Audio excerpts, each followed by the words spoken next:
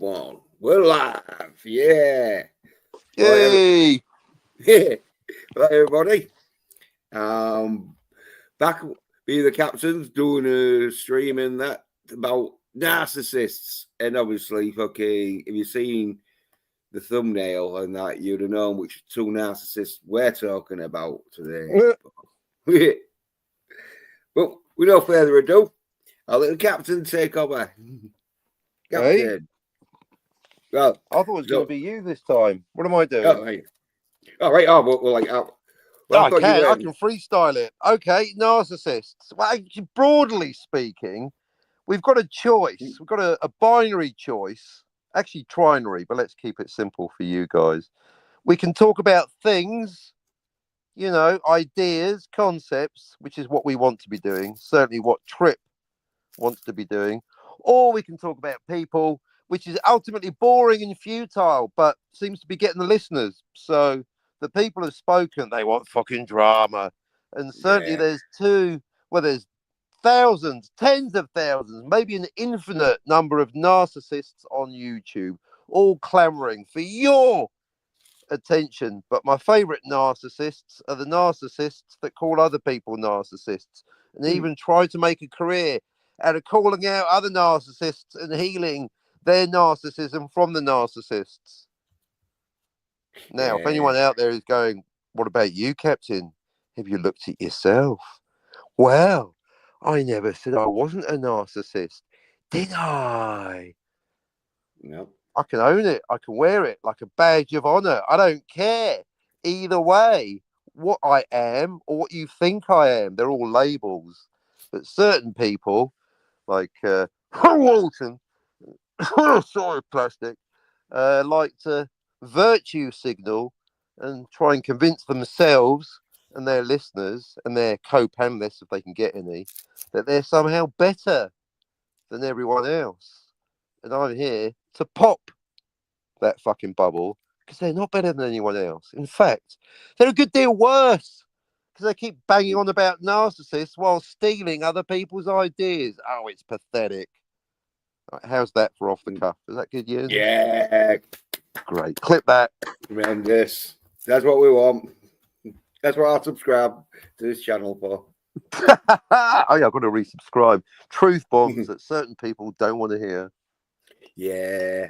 Well, like you say, it's one of them where fucking they like to pretend that they're all fucking the victim and everyone's after them, whilst fucking spewing out a load of soy shit, being fucking narcissistic about their fucking shit. Either banging on about their own stuff or making videos about other people. So, for example, Stephen Hobbit making a video specifically about me. Thank you for the attention. And, of course, Phony Snark of Soy making several tweets, videos and comments, public and private, about me, with the added twist of not daring to mention my name, and yet we know who he's talking about. So quit your crying, Phony, and maybe if you stop bullshitting about time travel and parallel universes, and also stop stealing my best stuff and then paying for it afterwards because I shamed you in public, then maybe you wouldn't be in this mess now, would ya? No, he wouldn't. But because he's fucking side as fuck, he's got no ideas of his own. So no ideas of his own. No, apart from that fucking central fucking fuselage. The central fuselage, that's funny because that's a word someone else was looking for in another video I was watching, actually about Warhammer. Fuselage, the body of the aeroplane. Oh, you're talking about the central finite curve. That's it. How can I fucking get them two mixed up? Who knows? But they both use letters of the English language. No, the central finite curve. It did get me thinking because you know the central finite curve. It's this is where you need Scotty really. Yeah, it's made up, yo. It's not real. So even if other parallel universes are hypothetically, potentially, really, actually real, there's no such thing as a central finite curve. That's just some bollocks made up for a cartoon called Rick and Morty. It's not real, folks. So relax, calm down. Yeah, well, the way fucking Tony was using it, you'd think he was fucking had a master's degree in it. He tries to sound like it. I mean, he's got a Mm. master's degree in sounding pretentious while dropping a word salad that no one picks him up on or calls him out on. He even anti-derivative Jill. I'd expect better of you, Jill. Maybe you're too busy writing your essay on how many Spocks there are in Star Trek. Well, I think Jill, she's fallen into the trap of she don't want to call him out just in case she's wrong. But Jill, Yeah. he talks a load of fucking twaddle. Call him out on it, he won't know. He'll just spew some more twaddle of fucking long fucking pretentious fucking words that fucking who Don't mean uses them anything in the words? context he's Ah, using them. yeah. I don't even think fucking people in that fucking subject really use it as much as Tony fucking uses them words. That's the giveaway. The people that are actually experts in these things will use the precise words that mean precise things, and where possible, use simple, short, clearly defined words. Because it he's he's talking to really dumb cunts. I mean, and so using them fucking No offense, Max. but they are. Most of them don't even fucking know if fucking Total Recall's a dream or not. And so Yep, true. yeah. And so when he's using all them potential words and that, I think it's just one of them where they like the sound of it. They're like fucking sniffing each other's farts. That's the thing. Now, let's say that you or I might be motivated by, I don't know, shallow praise, groupies, money, trivial things, but at least we actually do our research and get the right answers. So that's the. I'm not too fussed about the motivations. I just I enjoy calling out bullshitters when they bullshit. Yeah. Well, like Stephen fucking Walton's bullshit of like him being an author. It's like The fuck Bilbo yeah. Baggins of YouTube. Yeah.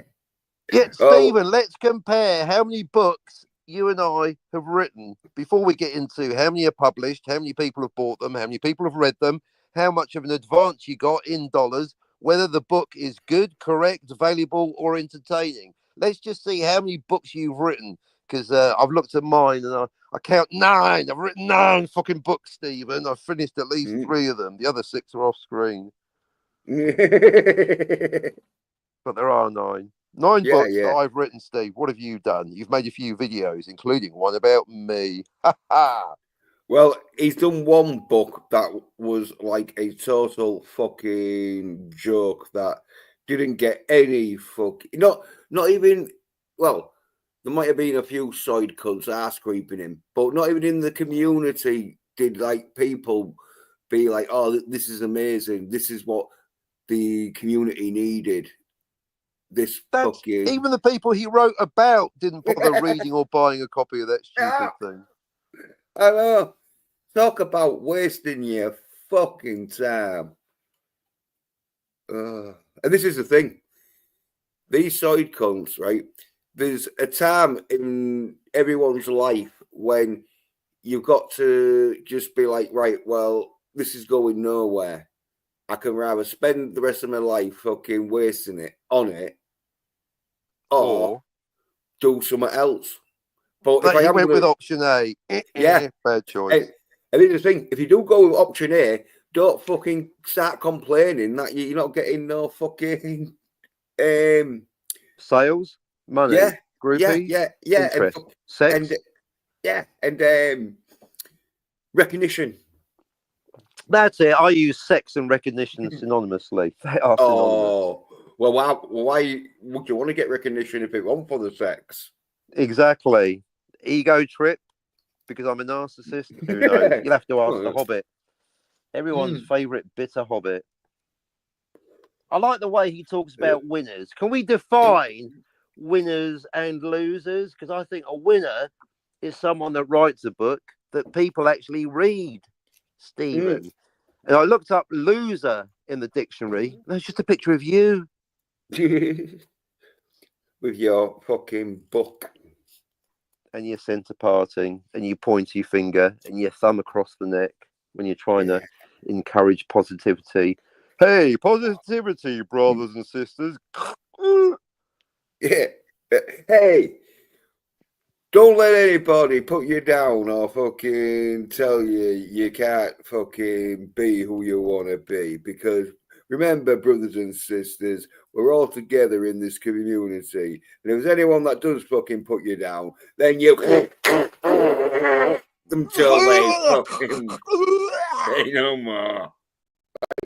Yeah. Fucking hell. He's a little fucking irritable cunt, as in, like, you're irritable, but he's irritable in a nasty way. Like, you're irritable. No, I'm irritating. He's Oh, yeah, irritable. irritating. I irritate him. He makes me laugh.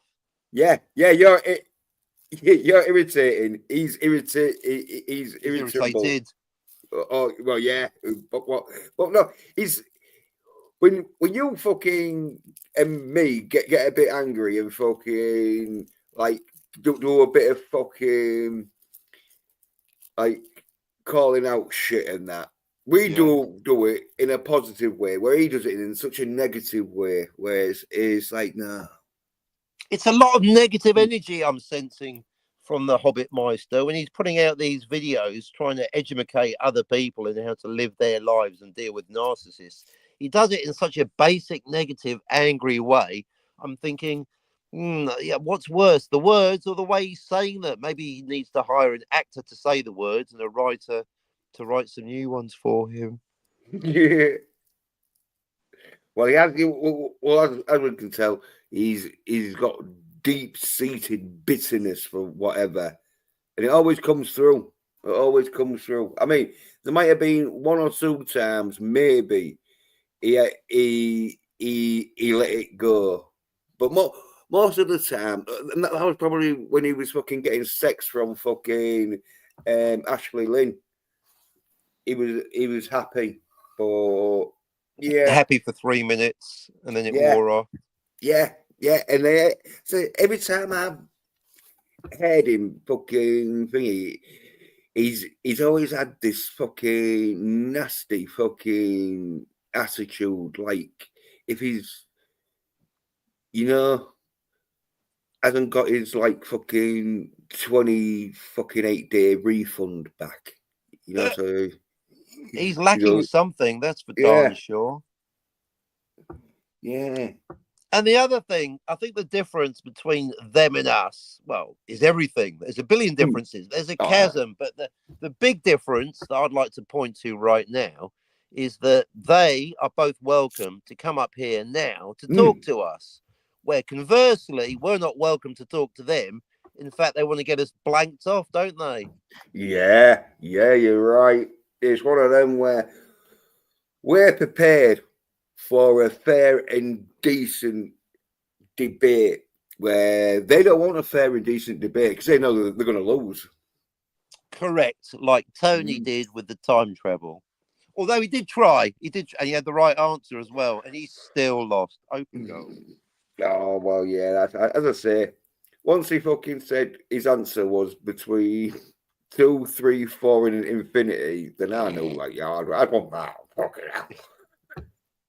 No one's going to take that. I mean, imagine going on fucking Who Wants to Be a Millionaire. I'll have A, B, C, and D, and phone a friend. Yeah. Yeah, oh yeah, go. Computer, can you please remove 3 wrong answers? And he still gets it wrong. Yeah. Unbelievable. That's why I'd welcome the opportunity. I'll take them both on at the same time, and you can just chill out and have a cup of tea.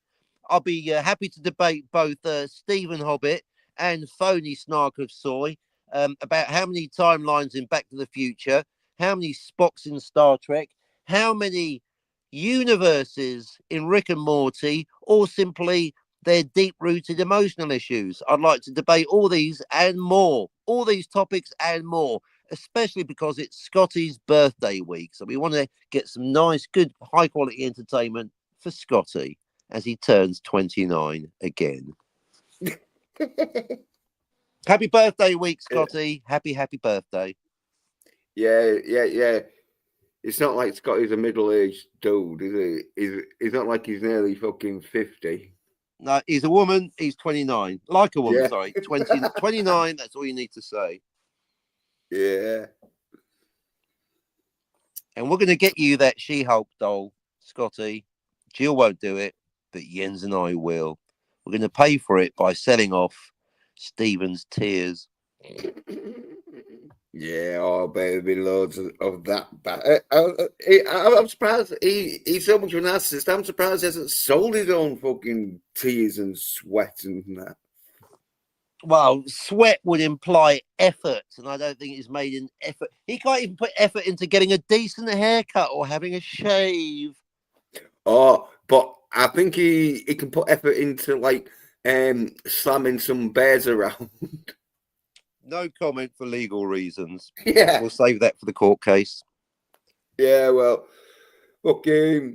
I don't think there'll be any court cases because he's got 2 women saying he was a fucking bit handsy on. So. Well, I challenge him to a game of chess.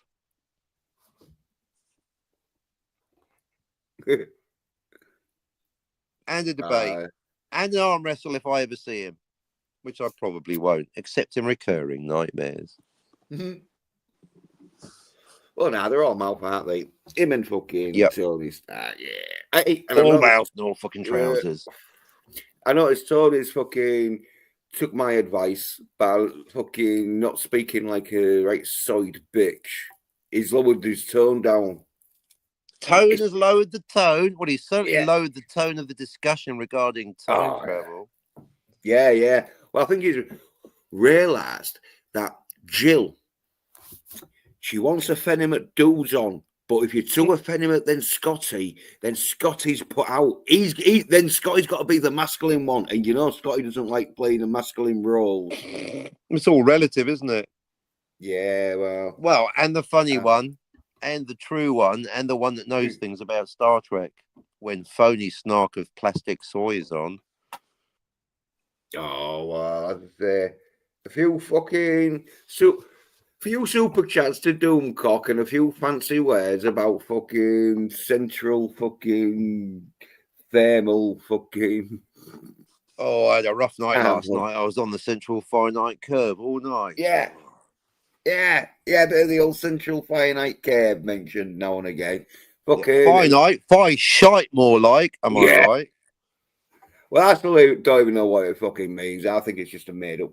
Well, you said it's like a made up word. It's just fucking someone's fucking interpretation of what they believe fucking multiple timelines fucking evolve around or something like that. Exactly. Well, a great opportunity for me to use one of Jill's arguments against something I said. Basically, when I came up with transmedia canonical verisimilitude, Jill pointed out, well, he didn't make up the words. No, but I did put them in that order, Jill. But you're right. And therefore, central finite curve, they're all words that already exist. It's simply a new and unique combo. I will have to go back to the source, HP, and rewatch the first 4 seasons of Rick and Morty, because they are the ones I have on physical media, to get more information. So I know what I'm talking about the central finite curve, because I'll tell you what, I'd hate to be caught bullshitting about it live on TV, a phony snark.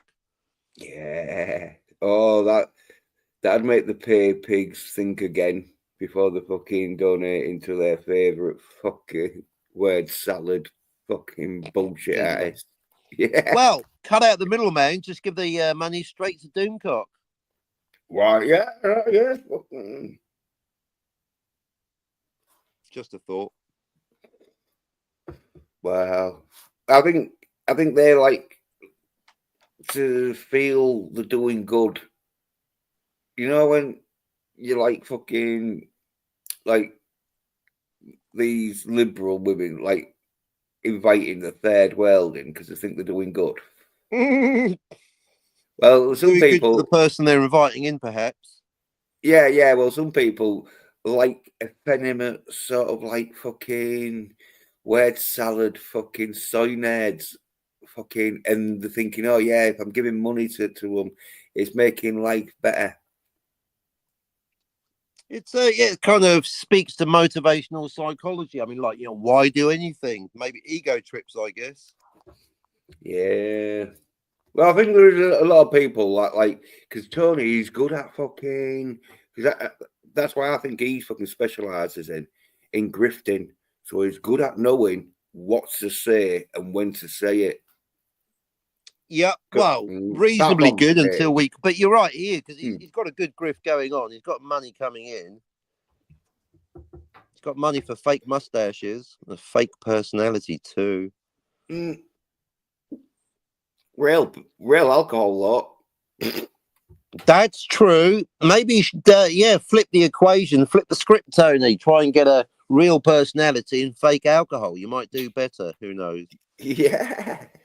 Oh, don't give him more ideas because like if he fucking I'm trying to sell him ideas. I don't mind Tony taking the ideas as long as he coughs up at the end of each week. $100, please. Thank you, Tony. well, Sorry, he can afford phony. it. Phony snark of soy. Well, he can afford it because apparently he gets some like $250 a week. He was saying. Oh, well, he's already speaking openly about paying taxes. He's getting so much money. Yeah, he's worried now because we've all got our fucking beady eyes on him, haven't we? You, me, the FBI, IRS. Yeah. Well, that's it. Some people the fucking buy Eric July fucking comics. Yeah. Oh, that's someone else. I think Eric July has been listening to this show. Another lurker busted, either him or Yellow Flush, because Yellow Flush has now announced when his book with Dillard is coming out. He's got a release date, and that date is soon. Ah! Yep, coming out soon, folks.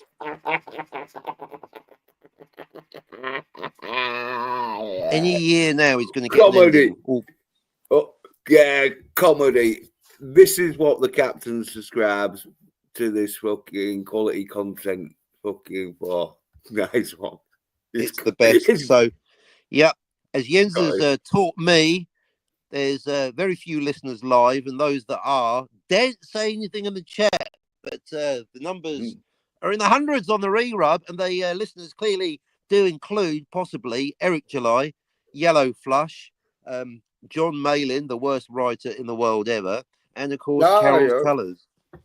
Well, yeah, John Malin's alright. I mean, like good, he was trying to take the piss out of Yellow Flush's book by saying, "Oh, I know how to stop a tank. Put the brakes on," but he misspelt break, as in break dancing. So it's all very well putting world's greatest writer 2 years running in your actual name on Twitter, but if you can't spell break properly in context, you're not doing very well, are you, John Insecure Malin? Oh, I'm a writer. I'm the bestest writer.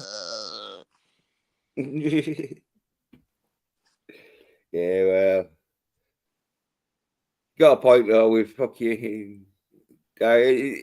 As I say, I don't think it's going to be the greatest fucking story ever told. Well, I fucking know it's not going to be the greatest story ever fucking told. Correct. Agreed. Absolutely right. And as for the artwork, well, even if the artwork's good, the fucking characters look so ridiculous that. Mighty Morphing Yellow Flush Power Ranger character.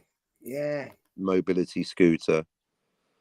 Yeah, it's like, you don't know how fucking great the artwork is. If it's of a character that looks solid as fuck. Mighty Morphin Soy Ranger, Golden Soy Patriot. Yeah. Mind you, that's a big title to fit on the logo. Although the logo is shite. Mind you, let's be fair, Jens. Let's be fair. Let's wait until the book comes out and then slag it off. Yeah.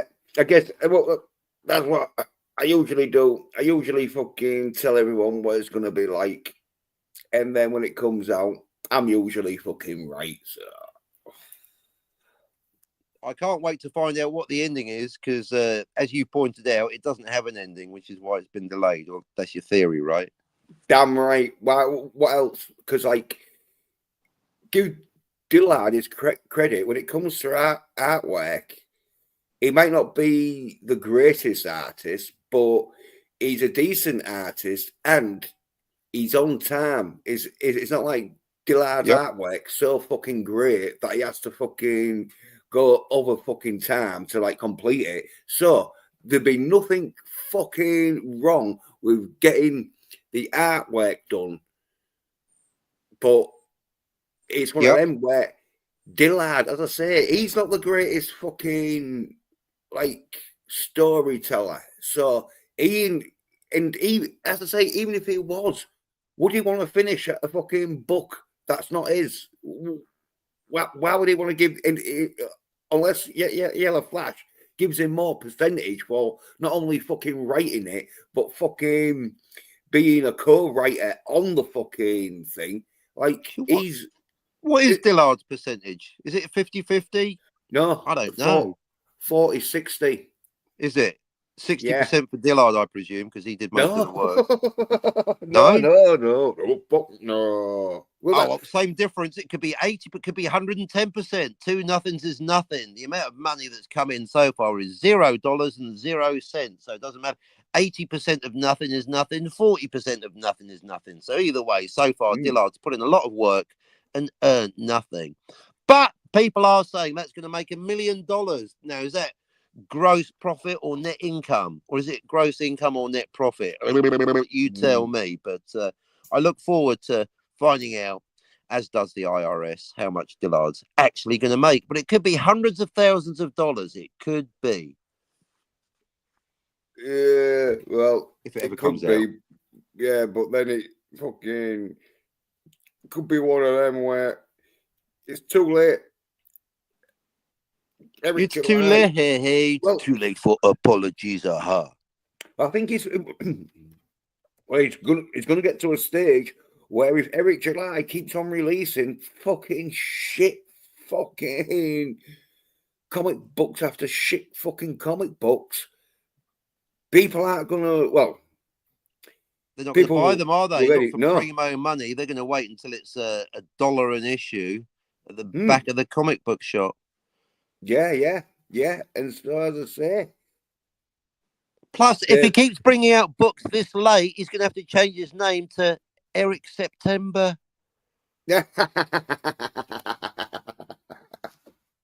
Eric late September. Yeah, Eric July, but it's actually September.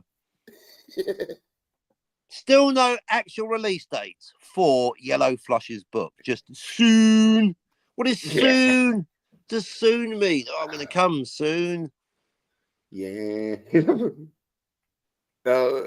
Yeah, that'll be like fucking it will, as you say, he's got a date. He's got a date now. Date being coming. Just not using the standard calendar. No actual numbers in it. Well, they could have gone with it's coming out between now and eternity. Eternity. Exactly. Yeah. Somewhere between here and eternity. Mighty Morphin Golden Shower Patriot is coming out, definitely. Yeah, well, as I say, I think they've got to maybe they've got to that stage where they're just considering just fucking scrapping the cunt. Sometimes you've got to rip it up and start again. Yeah. Rip it up and start again. Yeah, because if I was them, I'd redesign the fucking costume anyway. So it could be one of them where maybe Dillard, he's having to go. Yeah, he's having to go and just fucking design the fucking like costume. And if it's like fucking loads of fucking panels that the costume's in, then he's got like a loads of panels to fucking edit. True. They've really got to redo the logo, but they've refused to do so. So they're moving ahead. That, mind you, after I started taking the piss, they did change it a little bit. Although they really should just let me do it for lots of money. $500 and I'll fix your shitty logo and make it halfway decent. $1,000, I'll make it really fucking good. Yeah, well, they're thinking they don't care. Nobody gives a shit. No, well, what it is they haven't really fucking gone into the sort of like creative business to make something that people can't resist. They've gone into it to make something that hopefully they can fucking brainwash enough people into thinking it's the best thing ever that they can't fucking live without. Works for phony snark of soy, doesn't it? If you put enough canned laughter, pretend viewers and fake subscribers around your shitty show, enough pay pigs might actually get convinced that it's worth something. Yeah, because like in YouTube, it's become where you don't fucking make enough money in being honest. And so you make more money in fucking making people fucking believe a certain fucking thing about whatever you channel. And so, yeah, you don't have to be the greatest fucking knowledge on YouTube. You've just got to make your pay pigs think you are. You think the amount of effort they put into the bullshit, surely does it take that much more effort to actually research the truth and the facts? I guess maybe it does. Well, they don't like fucking having to do, because remember, most of these most of these fucking side cunts now, they haven't watched loads of fucking films from the 19 fucking 20s to fucking modern day. They've seen a few fucking well-known 80s and 70s films, and then they fucking watch mostly fucking TikTok. True story. Can we get back to YouTubers actually reviewing things rather than just talking about each other? Can we do that, please? I mean, it's just every time I go on YouTube, it's just YouTubers talking about other YouTubers. Oh, I'm sick and tired of it. I don't want to be tuning into a YouTube channel, hearing about one YouTuber talking about another YouTuber. What do you think, Jens?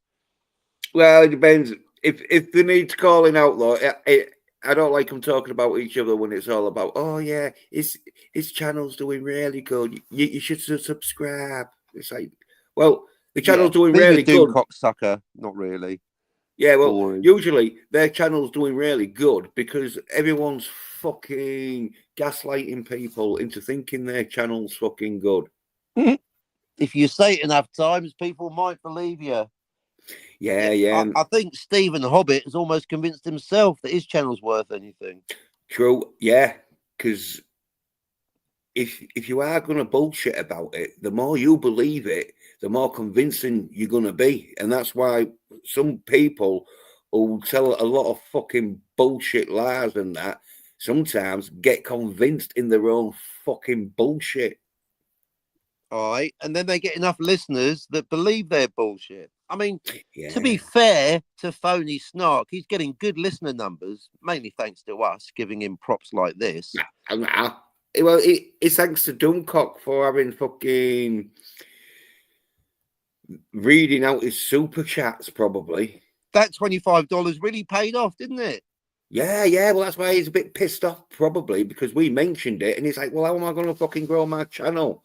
I'm not going to do it on content." Pissed off. He wished death upon me. Clearly, he struck a nerve. Phony Snark. Well, it wish is his death business. Upon me again. I dare you. I double dare you, motherfucker. Well, it is his business, though, isn't it? They're just words, folks. They can't hurt you. Yeah, were you messing with his business like fucking? He's messing with my business when he steals my jokes. Remember, folks, anyone tuning in halfway through this conversation thinking, what is the deal with the Captain and the Tony? Tony started by stealing 2 of my Star Wars bits and the PPP, the Past Prevention Paradox. So even though those 2 specific theft issues have been resolved with the payments, he still stole them. It doesn't change the fact that he is a thief. and will continue to be a thief until we convince him to accept the Lord Jesus into his heart genuinely, not just pretending, and change his thieving ways. Oh, well, as I say, yeah, nah, he's too much of on the grift, isn't he? He's A grifting narcissist. yeah. He Or a probably narcissist owes. grifter. I don't know. Well, he probably bicycle. Well, he probably owes all his fame and fortune to fucking being a side. No, well, being a side cunt on Doomcock's channel, yeah. And so that's. I mean, at least Doomcock's manly. You got to give him that. Yeah. Well, okay. Tony, he's trying to act manly now. Once I think he probably had a word with his friends and he's saying, "Do you think I sound what word, fine?" please? Oh, well, help was that the word? Well, yeah. Well, he's had some kind of fucking like asking people about his voice, and they probably said to him, "Yeah, you sound soid as fuck." So he's like lowering it down, and he trying to make himself sound. Because I say, he sounds like he's fucking transitioning. That's how fucking effeminate his voice into a is. genuine YouTuber. Yeah. Good luck with that, phony. How's that working out for you? Now he's getting the listeners, but he's not getting the respect, is he? Nah, well, no one will fucking respect anyone who's fucking soid as fuck. I tell you what, though, he has scored the coup of the century, and I don't mind advertising it. He's going to get everyone's favourite YouTuber that's actually funny. What's his face? I've forgotten him already. Yeah, the birthday boy. It's just his name's popped out of my mind. Scotty R37. He's going to get Scotty onto his show. Yes, I'll be watching that. Oh, well, he'll go back Happy into birthday week, Scotty. Happy birthday week. Yeah, Scotty will fucking get Tony to go real side because Tony's a bit of a fucking grifter, and so he'll be grifting off fucking the sinus of Scotty. Well, they're both would-be comedians on YouTube, except that Scotty outclasses Phony at every turn. That's why I like the dynamic between them, because in the back of Phony Snark's mind, he knows that Scotty's way more intelligent and way funnier than he is. Yeah. I would agree with that, but that's not saying much, is it? Oh, well, it's all relative, I guess, isn't it? Yeah. Oh. Well, Scotty, as I say, it's real funny if you're into like camp dudes or like She-Hulk dolls. I guess I am. Yeah, but I even dreamt about Scotty last night. Well, he didn't even make an appearance, but I was at a bar ordering the biggest margarita I could get whilst talking about Scotty to some old dolly bird. Well, no, some old bird that was talking to me and all chatting me up. It was most surreal. Yeah. Nothing more exciting than hearing about people's dreams, folks. I had a dream about a margarita. Yeah, and Scotty didn't turn up. I'm surprised he didn't turn up. Maybe tonight. I can't wait for tonight's slumber. Maybe Scotty will show up then. Yeah. My favourite Scotty dream that I had, I actually dreamt that Scotty had a starship and I beamed up onto his starship. Isn't that amazing? Fucking hell. Yeah, that is amazing. That was really good. That was one of those dreams I didn't really want to wake up from. Yeah. You and Scotty fucking flying through the solar system. Star trekking across the universe. Always finding soy drink, pretending to be Captain Kirk. I have to work on the lyrics there, folks. Yeah. I found another show that I've been spontaneously banned from. Sean Carter, the ever exciting and original Sean Carter, was having a great original YouTube show called Watch Me Play Grand Theft Auto. But I thought I'd tune in to say hello and to test whether I've been banned from the chat. And I have been, because I tried to say hello to DVB, who was there in the chat, and he wasn't responding. So I logged out and logged in. Oh, I'm blocked. Thank you, jealous Sean Carter, the latest person to block me from his chat for no reason, just like Canadian Napoleon complex man. Yeah, Trip was watching a bit of Grand Theft Auto. He was. So, hi, Trip. I couldn't say hello because Sean Carter's a bit jealous. Must be that time I was on the backstage at Tony's with him and I said, Sean, I'm funnier than you. Oh, I wasn't joking. He didn't like that. He blocked me from Tony's chat, which obviously had no repercussions whatsoever. Yeah. Oh, you have to say, Captain. You can't tell these side bitches what you're thinking. Because that's why they don't want you on there. Because you start fucking seeing your true fucking thoughts and feelings. It's going to upset. No, well, it's going to upset a lot of them side cunts, isn't it? Yep, it's going to upset the apple cart. Yeah, I know they don't like sincerity, nor honesty, nor frankness. Oh, they especially don't like the frankness. No. Well, they know that they can't fucking have a YouTube channel that's strong enough that they can have people coming on giving them shit. Correct. They're too weak. They got the listeners, but they haven't got the balls. No, well, echo chambers. Agreed. You're right. Yeah. Well, most of them are like fucking from the fucking SJW fucking, but they like came over and like then they've like sort of like fucking worked their way in to like fucking like chameleon fucking grifting chameleons. They're like social justice warriors, except they're more soy. Wow. If that were possible. Yeah, no.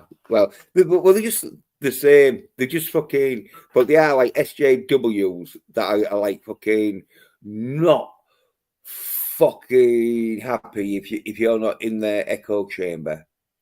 Correct, not in their echo chamber. True story. Yeah, you, because like we're not in the echo chamber of Tony Stark's fucking. Clearly not allowed on the show anymore. I was once. Oh, there was a time, and of course, well, that's the thing. He doesn't want the captain there, but he doesn't mind stealing the captain's best ideas. Not even the best ideas, just some of my average ones. My average ideas are better than your best, phony. And don't deny it, because if that weren't true, why'd you keep stealing them?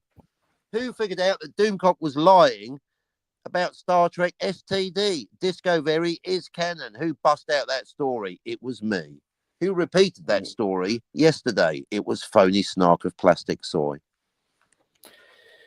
That's why I didn't. Before yesterday, who knows? Well, that's why I say I don't hang around with these soy-nerd bitches. They've got no talent.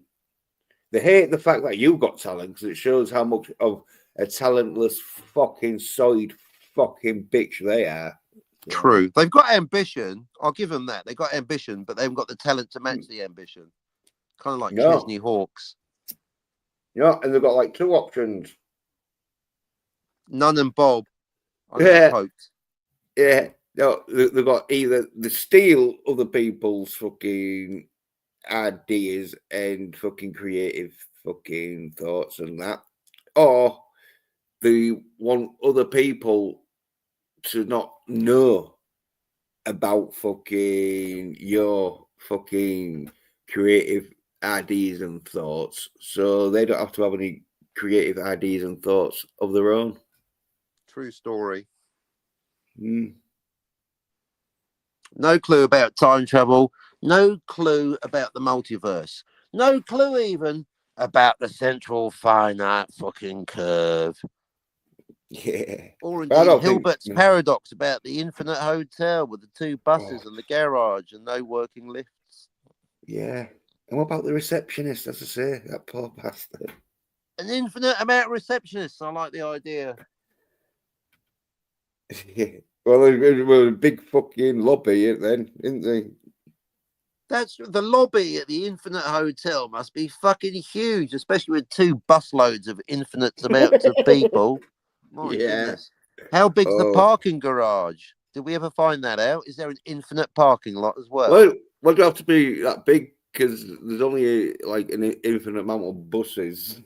No infinite amount of buses. Two Yeah. buses, each of which contain an infinite amount of passengers. In Tony's depraved word salad riffing version of the Hilbert Grand Hotel paradox. Oh, You that should have was taken notes, Phony. Again, no one called him out on it. I think Jill's no. just too polite. I think Jill must know what the Hilbert paradox is, but she's like, well, I'm not going to call out Phony on his own show. I'm only going to make him cry. Besides, no doubt the Oh captain's yeah. going to do it later on the end channel. If that's what you were thinking, Jill, clearly you were not wrong. Yeah, yeah. Well, Jill's not one for fucking butting heads, is she?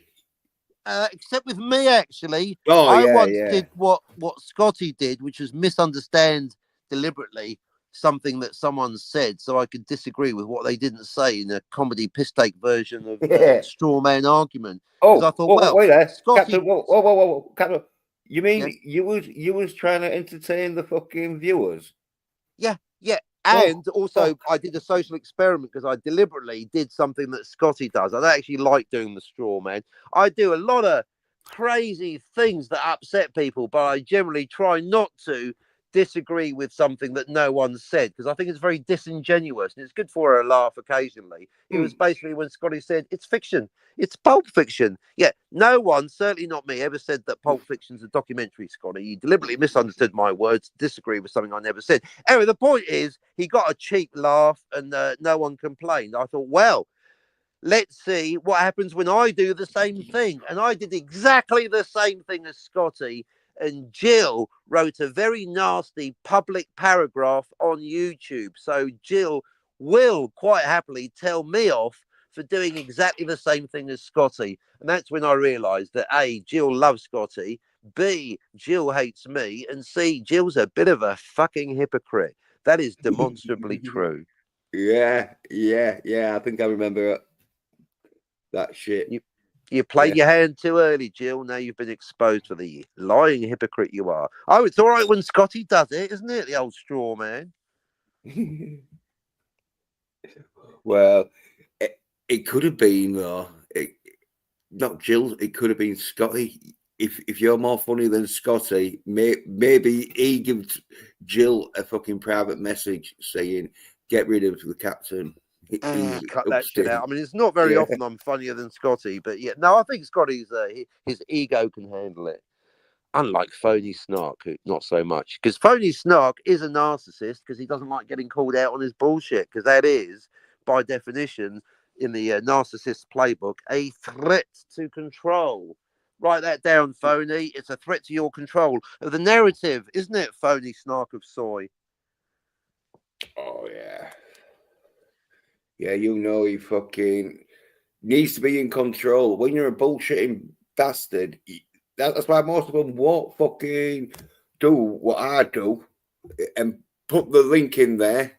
If any, Correct. well, because they fucking know that the argument is pretty weak, and so they need to keep fucking control of the like fucking conversation. Because once they're not in control of the conversation, they're going to start having to answer fucking questions that they don't fucking know or understand the fucking answer to. Or, Correct. And that's or why they don't want to Phony say, Snark's best hope is that the word doesn't get out. And that's why I concede that Tony gets the greater number of listeners, but I'm happy that we're telling the most greater amount of jokes and the greater amount of home truths. A yeah, Phony Snark. yeah, well, this is what these YouTubers want to do. They They want to just want to get them, wallow in the central finite curve, don't they? yeah, Sunning themselves in the new lights. yeah, of dumb pay pigs. Because that's the thing. You could be the greatest fucking YouTuber ever and have the greatest fucking audience ever. But if they're not fucking susceptible to fucking subliminal fucking advertising messages, what's the point of them? because they're not going to buy anything. Buy my book. Yeah. And so fucking it's one of them where you're like, well, don't be a great YouTuber, just be a like fucking side cunt that fucking attracts fucking dumb cunts. Well, if you want to get a reputation talking about actual things such as time travel and multiple universes, then get your facts right. Yeah. Because you might sometimes, phony snark, you might get the urge to spout a big word salad with a big dollop of bullshit on it. That's just pride fucking with you, phony. Fuck pride. Do your research, cough up $100, and I'll give you the fucking notes. Well, sell them to you because they're valuable, phony. I spent a lot of time and effort getting my information, and that's why information costs. And here's where you start paying in dollars. US dollars. Yeah. None of that Canadian shit. Yeah, well, that's it. If you're gonna get promoted on YouTube, first of all, you got to be side as fuck because it's a propaganda of we need side cunts. So you're playing the algorithm. You need to be a side cunt, and then they're like, right, we need fucking really dumb cunts who fucking aren't all that bright when it comes to knowing when they get fucking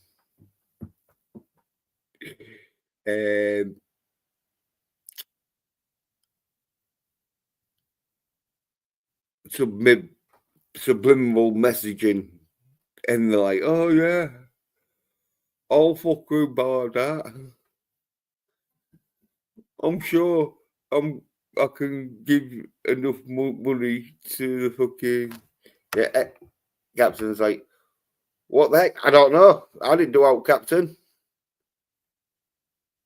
I thought like fucking stand by, back in 5 minutes. Yeah. Well, I'm in Stream Yard, so yeah, I can see it easy now. Where when I was on Streamlabs, it was like I'd missed it because I was like having to fuck around a bit. But yeah, but that's bingo. The side nerd bitches. It's come to a stage where fucking YouTube just want you to be a side bitch with dumb fucking daft cunt side fuckers. Fucking easy to subliminal messaging, and so then they can just advertise shit for them. Probably like fucking 101 marketing, fucking strategy. Well,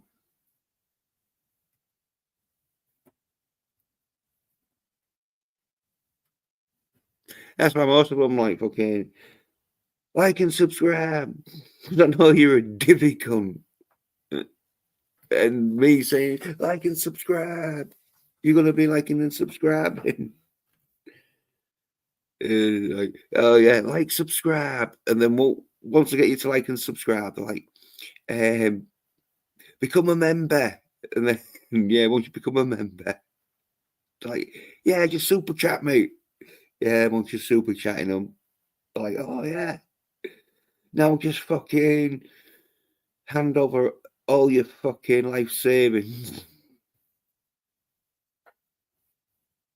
Yeah, I'm exaggerating on the last one there. But.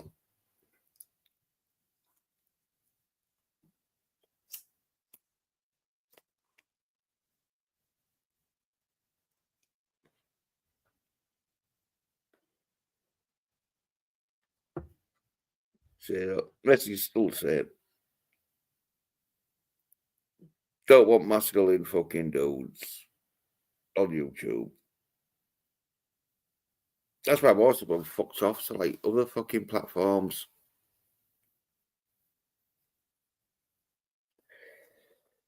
YouTube are like, ooh, we don't want masculine fucking dudes.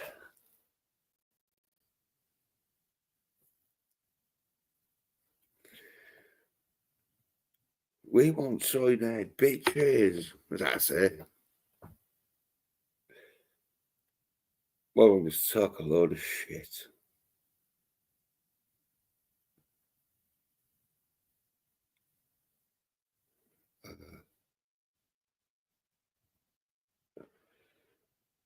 I say a lot of dumb cunts fucking fall for it.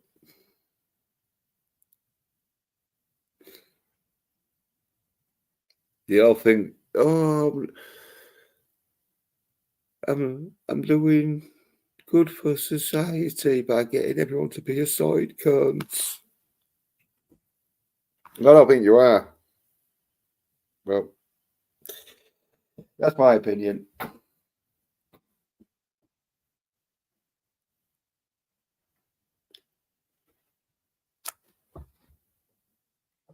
Okay, yeah, fucking.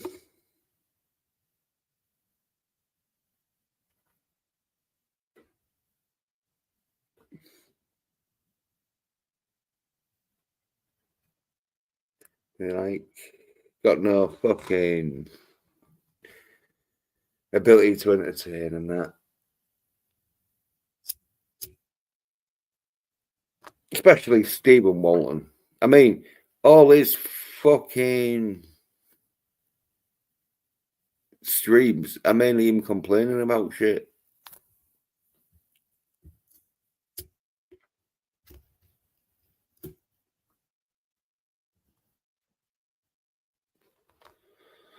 Like, fucking hell.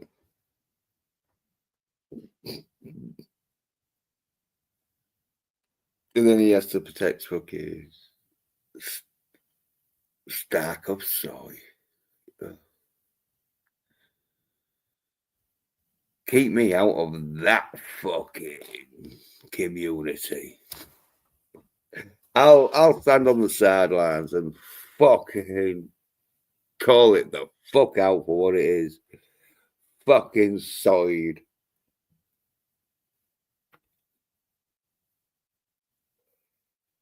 Okay. Talking about things that are not solid though.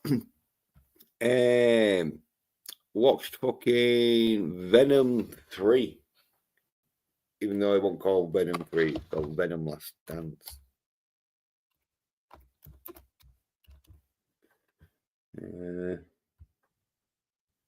Bring some images on.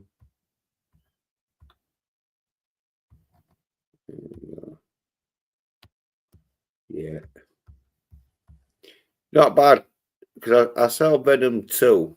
Venom something Carnage. Release the Carnage, I think it was called.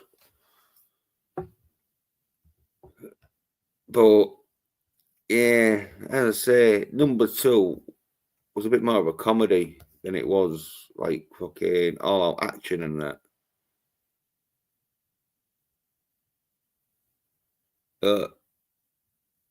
Yeah. I say, till death do that. It should be them, but till death do they part. But underneath it, yeah, Venom, The Last Dance, and that, yeah, fucking saw it and that.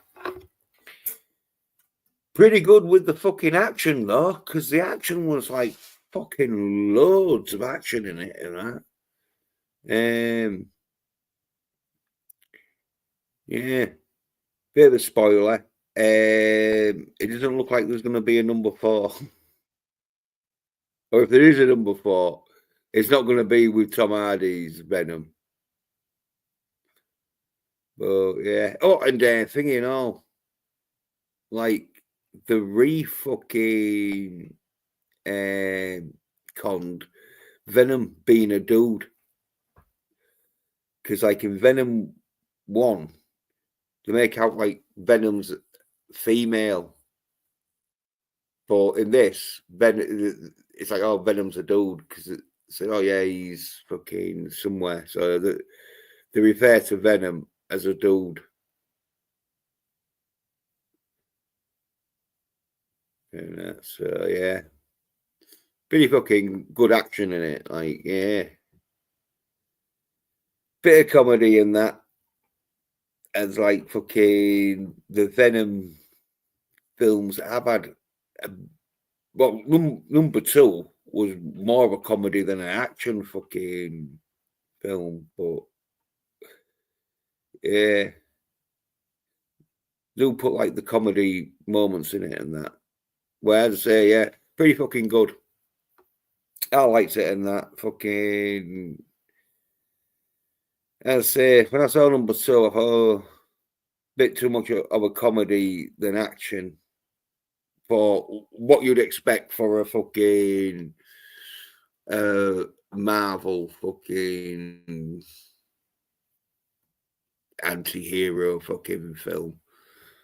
But number three though, yeah, they got back to like fucking number one where the action is fucking pretty out there and that. That's it. Fucking good film. So action, so it was like well fucking up there and that. And like the comedy bits and that were in it. I'd say like, yeah, Venom. We did go quite comical with Venom. As I say, number two, we got too much of a comedy. I think there must have been like, no. It's supposed to have funny bits in it, but fucking now a bit too much comedy where, yeah, they've gone back to fucking being funny, but also having the action in there. And I'll say, like, yeah, a bit of a fucking sort of like ending that, like, yeah, fucking seems like there ain't going to be any more than of the Tom Hardy anyway. So, but still good film, though. Still good film. Episode 8, bitches, probably fucking. I didn't watch that one. That was too masculine for him.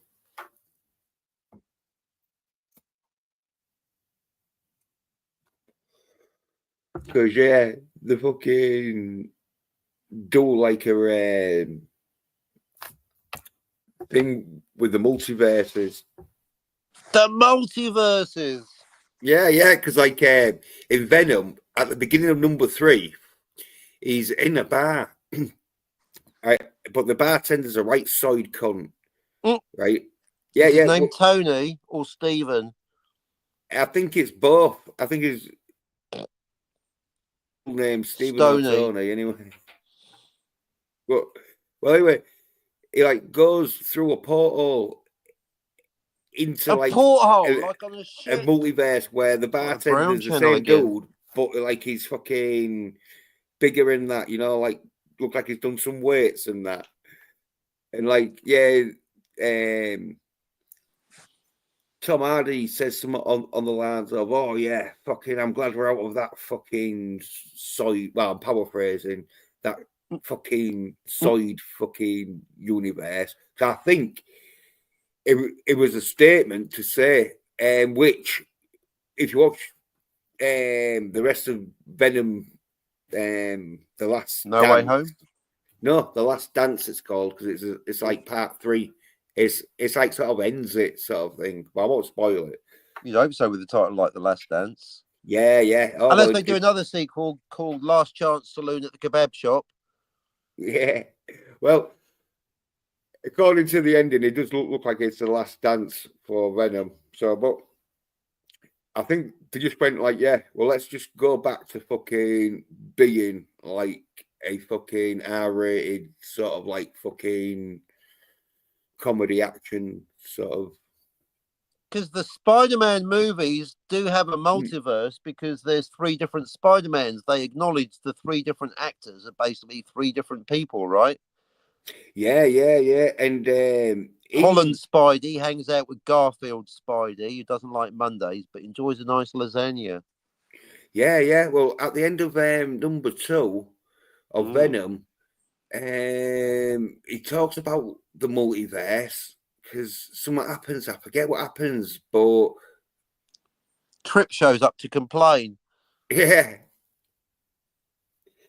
Trip Trip appears fucking liking the Disney fucking Star Wars.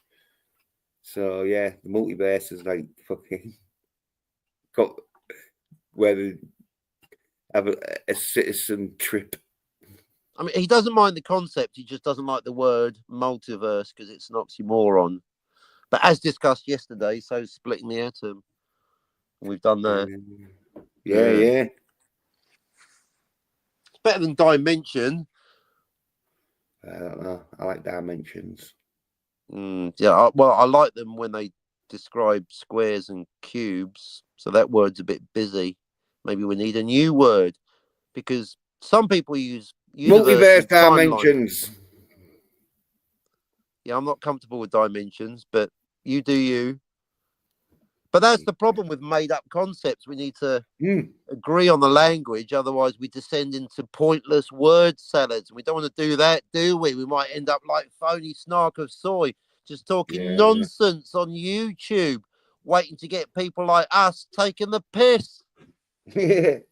Or pay pigs thinking we sound very intelligent, so giving us fucking super chats to make it sound like they're intelligent. For After fucking Tony said central finite curve for the third time in a row, I just found myself coughing up $25, sending it straight to Doomcock.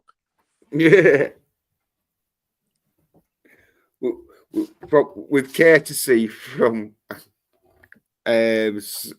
Soil Stark. Indeed. Phony Snark of Soyness. They're not taking the bait, though. They're not coming up. They won't debate us. They're going to try and ignore us out of existence. Good luck with that, because we're calling you out on your soy nerd bullshit. Phony Snark and Stephen the Hobbit. Yeah. Oh, and they won't come on. And the link is in the chat. No, not in a month of Sundays. No, well, they're the sort of people that just want to fucking. Well, I don't think that they've done anything after we rebutted them, but I think they just. Well, they are them people that just want to fucking. No, Stephen has been making more videos, and one of them, the one he put out today, just a few hours ago, was directed at Phony Snark, basically going, don't worry about those narcissists, obviously meaning you and I. And then yesterday, before that, he did a video about narcissists teaming up. 2 narcissists. I thought, who could he be talking about, Jens? I wonder. Yeah. So even though they think it's clever not to give us the dignity of mentioning us by name, they are actually talking about us. So while Stephen and Tony continue to talk about you and I specifically, then they can continue to expect a rebuttal. Yeah, Oh, well, I know, because I can't fucking watch that fucking little Hobbit, but I can bring it up. See, we can fucking e-fap it if you want. Hey, it's your channel. You know the rules. 5 seconds. Yeah. Well, let's see. Fucking. You're allowed to do an EFAP as long as it doesn't last any longer than the bunk up with Stephen. There we go. 5 seconds and no satisfaction. Let's see.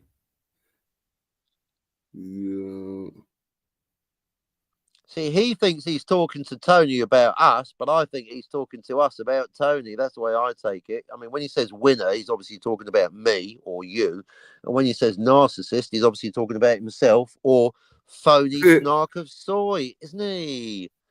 Define your terms, Stephen. What's a winner? Because I think a winner is someone that finishes a book. You can't even finish reading one. What you reading for? Not what am I reading? What am I reading for? John Talks today put out a tweet extolling the virtues of reading and writing, not just listening and talking. Yeah. Is this the one? How to deal with a narcissist? That could be any of them. Just go by most recent. Unless he's done another one in the last hour. The latest one is basically, it's addressed to Tony. He's mentioned him in the, he's atted him in the YouTube. Right. It's the latest short that he did. Yeah, they're Right. great little bits of motivational bullshit. Yeah. Motivating a rebuttal. This Here's- rebuttal. Here it is. The next time narcissists talk trash, just remember Tony Stark, follow Dragonstorm on Instagram. You Advert. yeah, you fuck. Oh, that's why no one likes him. This is why the only friend he's got is a fucking Himself? His right soy hand. cunt. Yeah, Mirror. yeah. Not even that. Well, yeah, it seems like they're doubling up, aren't they? I mean, they're accusing us of doing a team up. That's what they're doing. So now it's 2 against 2. It's tag team narcissist verbal wrestling. It's the word salad kids versus the 2 humble, stable geniuses. Which one's which? You do the math. Or if you're English, maths. Yeah, I've got it lined up. I've just got to get myself a drink because my mouth's a bit dry. Yeah. All that It's not smoking you alcohol. do. Yeah, All them fucking woodbines. Yeah, well, fucking thing it. Right, it's cold as fuck. Like, I've got the heater on, but it's not fucking great for like the electric bill. So it's baking here. Wish I could have the fan on. God, it's so hot. It's hot and humid and sunny. No, we were fucking wished it was here. Especially tomorrow because I've got to go out. Yep, going. I've got to go out in this heat. Oh, actually, no, there's a bit of cloud. Oh, a little bit of cloud cover at last. Oh, it's been a cloudless sky virtually. Still good for a bit the old photography. I do like taking Scotty's advice. Well, obviously not all of it, but the one that Jill's actually made a short out of, which is basically, go outside, switch off the internet, get the fuck out, go for a walk, do something. You're right, Scotty. I've literally taken your advice and I do feel better for it. And I've done some nice wildlife photography too.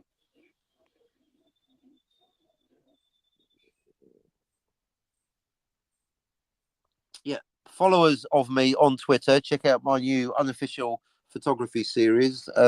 Brightly coloured leaves on grey roads for a bit of photography fun. Yeah, I'm a man of many talents, Phony. Have you tried that bit of the old photography? Hey, Phony, maybe you should something else you can copy. Jens, he's got 3 timelines in Back to the Future, 3 on screen, 0 off screen. That is the final correct answer. And also next we're going to be watching Star Trek City on the Edge of Forever. In fact, check out my latest Twitter Spaces where I talk about just that. As we segue from time travel, which is getting very tired, and into the new exciting topic of multiverses, as we begin our discussion by exploring the central finite curve. And that's not just the inside of your thighs, love. Yeah. Oh, yeah, nice. Nice bit of fucking fire night cave dust. Oh, yeah. Not just any finite curve, the central finite curve. Yeah, lucky lady. Indeed. Yeah. Yeah. Well, I tell you how cold it's been. Fucking, it was snowing. Oh, it was snowing fucking a day or two ago. Shut the front door. Yeah, but like... it's literally a cold day in Hull. Well, no, because Hull didn't get it, but like Leeds, Sheffield, Manchester. Okay. Yeah, they got it. Like more sort of like central, sort of like the west and east coast missed out on it, but central sort of, yeah, central fucking Yorkshire, though, they fucking got like a fucking... It's almost like the seventh seal. Well, they do say that Phony Snark of Soy will only get the balls to come up for a conversation when Hull freezes over. Yeah. Well, as I say, it was close, but no cigar. Oh, well, maybe next time. Well, yeah. I'm up because it was being fucking raining. It's like, oh, I prefer the snow than rain. I use rain and snow synonymously. They're not synonymous. They're similar, but the chemical composition is somewhat different. Yeah, well, I prefer the snow because it doesn't get you as wet as much. Gets you cold, but not as wet. True.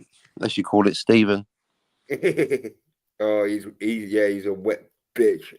But he's not going to get anyone else wet, is he? Not in this lifetime. No, that is his problem. That is his problem. What, he can't get anyone wet? Yeah, I know. He's got maybe a micro dick, or maybe he just don't know how to please a woman. But I do see the fact that he resents he's never been able to fucking make a woman fucking splouch. That's a new word, splouch. Yeah. That's an old word, isn't it? But like in a new, like fucking modernized, rebooting it back. He's bringing it back. Yeah. But yeah, I know, because like every time I've seen him talking, he's always complaining, and including about me specifically. Yeah. Well, if you're like a man like me and you who's pleasured women enough, this sort of shit shouldn't even fucking be as fucking major as it is. You can tell someone who hasn't had sex much when they go on major fucking like rants. I've had women banging on the bedroom door. I mean, I have to let them out eventually, of course. Yeah. Well, no, but we are man of the world as like we've had women fucking wet. Have and you been with a lady? Exhausted. Yeah, well, I don't think Stephen ever has given a woman that enough pleasure that she's looked at him with love and emotion and devotion, should I say? You know, devotion or emotion, yeah, or even lotion. Yeah, I don't think he's ever experienced that, and so he's so bitter. Right. Well, he's so bitter. Even lemons are going, damn. Yeah. Yeah. Okay. Life gave him lemons, and he just went, "What the fuck is this?" Oh well, these lemon narcissists, these narcissist lemons. Well, he was adopted. Citrus demon circus clowns. Yeah, he was adopted by 2 lesbians, I think. So yeah, when you're saying like lemons, we're not talking about lesbians. Lemon. No, we're talking about the fruit lemons. Yeah, it's like Stephen's got fucking. He was given lemons, and instead of making lemonade, he's just bitterly fucking poured it into his eyes, and then he starts bitching about it on fucking YouTube. Mind you, I have heard that phrase. If someone gives you lemons, then just squeeze that shit into their eyes. Yeah. When life gives you lemons, squeeze that shit into that bitch's ass. There you go. Now, I would like to have a conversation with Stephen, but unfortunately, like the women he's been with, I'm going to be disappointed. Yeah, and fucking probably threatened and all. Yeah. But I should be honoured at least that he has actually bothered making a video about me. And I guess now he's trying to learn up, aren't you, Stephen? Trying to resist the urge to make another video naming me. Well, he made a video saying, who the fuck is Finity? Well, now you know. One of your greatest critics, Stephen. Hey. Oh, he knows who you are. He does now. Oh, yeah. I think everyone knows who you are. It's just that... Yeah. I'm that annoying cunt on YouTube, aren't I, folks? Yeah. Yeah, not many people just want to say who you are because you're that annoying cunt on YouTube. Exactly, I'm Lord Voldemort. In fact, that's what they were calling me at one point, Voldemort. They won't mention me. That's what, I mean, I'm giving props. That's what Phony's trying to do. He's trying to ignore me out of existence. Well, hasn't quite worked, has it, Phony? I'm still here. Well, remember, if you strike my channel down, I'll only become more powerful. You can't win, Phony. Yeah, well, If you don't talk about Freddy Krueger, he has no power, remember? Yeah.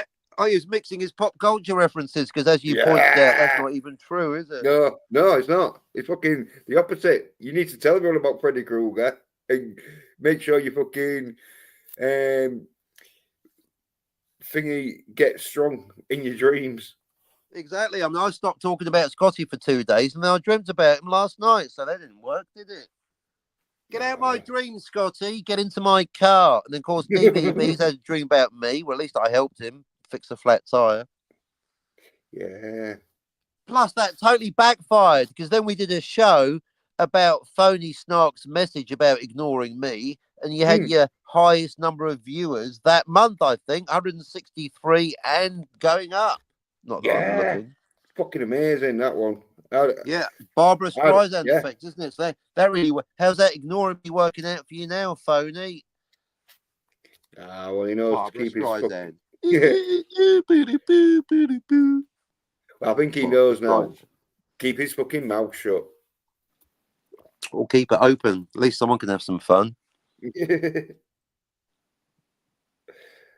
I would like to, just to be very clear, I sincerely, genuinely would welcome the opportunity to discuss the issues brought up in today's show with Stephen Hobbit in a mature manner and his mate, Phony Snark of Soy. But I can't see that happening anytime soon. You know why? Because they're soy nerd bitches. Oh, Captain, maybe you should do a post and that calling Stephen and Soy fucking of Stark out to a debate. I could. Yeah. Maybe I will. Yeah, All use it like wrestling fucking the British Bulldogs versus the fucking Heart Foundation reference. Make it transatlantic for extra spice. Yeah.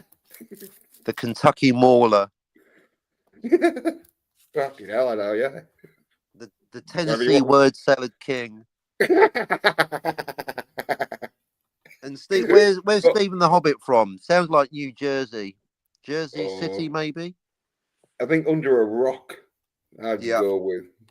And even the rock was like, no, you got to get out. You haven't paid your rent. Yeah, fuck off. I've had enough of fucking you complaining that no one's reading a shit book that fucking no one wanted. Exactly. No, I think Stephen making a video about me didn't work out too well for him, so I think he's going to try the smarter move, which is trying to ignore me. Watch Stephen Hobbit go the rest of the week trying really hard not to make a video directly about me, or at least not to give away the fact that it is actually about me. Yeah. Feeding my massive ego, Stephen. Thanks for going to the trouble of making a video about me, as if I needed to feel even more important than I already do. But don't do it too much because you're going to distract me from my important work of fixing time travel and multiple universes, all right in the central finite curve.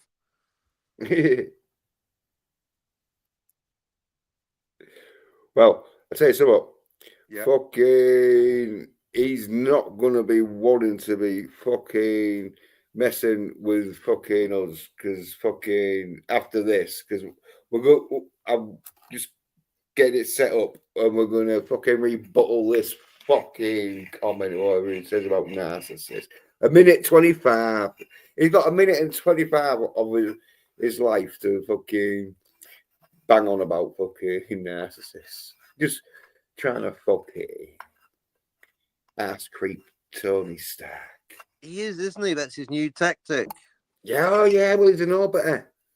He's been trying to orbit fucking a lot of fucking bigger channels for all of his fucking career because some of them told him to fuck off. Well, at least they gave him some attention. I bet he was happy with that. Yeah. Well, he was super pleased. Yeah, well, like even Van Scarver, as I say, he tried to fucking get even Van Scarver interested in his book and all this shit, and even Van Scarver basically just blanked him and that, and instead of like thinking, all right, well, I can see why a fucking person who's fucking got a big fucking subscriber base and that ain't gonna want to talk to a fucking nobody like me. Yeah, well, EBS Oh is at no. least smart enough to know that when you promote someone, it's going to have an impact. In fact, he made a Yeah. point of doing it. He found the biggest loser in comics. Someone so dumb he can't even print his artwork at the correct angle. Yeah, that's right, Liam. So, and then he went on live on air, go, yeah, see, there you go, 40 grand for Liam's book. That fucking loser, because I gave him a shout out. So, to be fair, that's true. The EBS effect. Yeah. Well, he's got like quite a few fucking subscribers and that, and viewers who will fucking take his word for gospel because he's got like a pretty good fucking CV to back him up. That's Even the though, thing. even though I'm not saying he's right all the time, but oh no, I mean it's taken him. He's 4 years yeah. late for a book as well, but at least he's trying to pull his finger out as well now. Yeah, Aren't you, well, Ethan? he fucking didn't show fucking a meme that I did for him that he fucking suspiciously said he wanted to. Specifically, Yeah, he said he wanted this meme doing, and when I did the meme and sent it to him, he wouldn't show it. that's like when Brown Alliance did a background for Doomcock, and he didn't. I know he did use it, but he didn't give Brown Alliance any money or credit. That's right. Yeah. Well, fucking, like I didn't want any money for it, but I wanted a bit of credit, a bit of a shout out and that. Well, you put the work in, like your time travel poster. I'm not going to say it's correct, but I acknowledge its existence and will gladly look at it. Yeah. And so, like, fucking, I spent a fucking like half a day. You gave that artwork, you gave that meme the best 5 minutes of your life. Well, no, because like I was like doing it quite like good and that. But anyway, cut a long story short, I fucking did him. I did him a meme of what he asked for, and he didn't show it. And so, like, yeah, cheeky bastard. Well, that's because he's got the night fucking letters. Don't fucking. I'm too masculine. Don't be fucking promoting his channel. See, the more channels that try and suppress us, it just gives us more energy. It takes a lot more energy to put us down than it does for us to come up. They'll all learn in the end. Yeah. Well, it's because we have got what they fucking haven't, which is talent, and so we can fucking do what we want to do without fucking having to orbit around other fucking channels to fucking sponge off their subs. There you go. Exactly. This is more of a symbiotic relationship. I like to think it is. Basically, we're just enlarging our profile out there on YouTube by broadcasting together. But unlike Stephen, we've actually got products, books, fiction and non-fiction, posters, ideas, information, thinking, the ability to debate and discuss. What have they got? A centre parting and a bad attitude. Yeah, and talking about a centre part. Look at it, fucking hell. You think he'd fucking be best off just shaving his fucking head? Oh, doing some for. Where the fuck is it? Here we go. Share that. See that? Oh, all right. Oh, fuck. Yeah. See that? All right, Captain. There he is. There's the man himself, the man of the hour, everyone's favourite bitter hobbit. Yeah. Is that the one where he's specifically talking about me? You can do that one. Who the F Infinity, or is it his new one? Oh, yeah, it's his new one. The next time Narcissists talk trash, just remember that fucking Stark of Sinus. Look, he's having to remind his boyfriend, oh, don't let him get to you. Oh, don't get upset, Fawny. There's still pay pigs that believe you with your word salad about the central finite curve. Yeah, I think Stephen might be in fucking centre finite cave attached. So I think Central parting curve. yeah. Look at that. Maybe it's a reference. Maybe that's what it is. The central finite curve is on his hairline, which is rapidly receding. Probably all the stress of getting called out for being a soy nerd, bitch. Yeah, well, you can tell he's a short guy, can't you? Because he's thinking that's adding at least 2 inches on his height. It's the only time he's going to be adding 2 inches to anything. Am I right? Yeah, well, let's air this shit. Right. Next time Narc is stalking your social. Oh, that a bit too loud. Or what? Yeah, you don't want that deep booming bass going at your ear holes. It's GBH of the ear hole. Angry. Talking trash to other people. Yeah, talking trash like making a video called Who the Fuck is Finity? Yeah, I know. This so fucking I'm looking at the man in the mirror. yeah, they're so oblivious to their own fucking problem. I mean, their own fucking. Basically, all the things they downfall, accuse us of doing, they do it. They do it first, and they do it more without doing any of the good things, the productive things.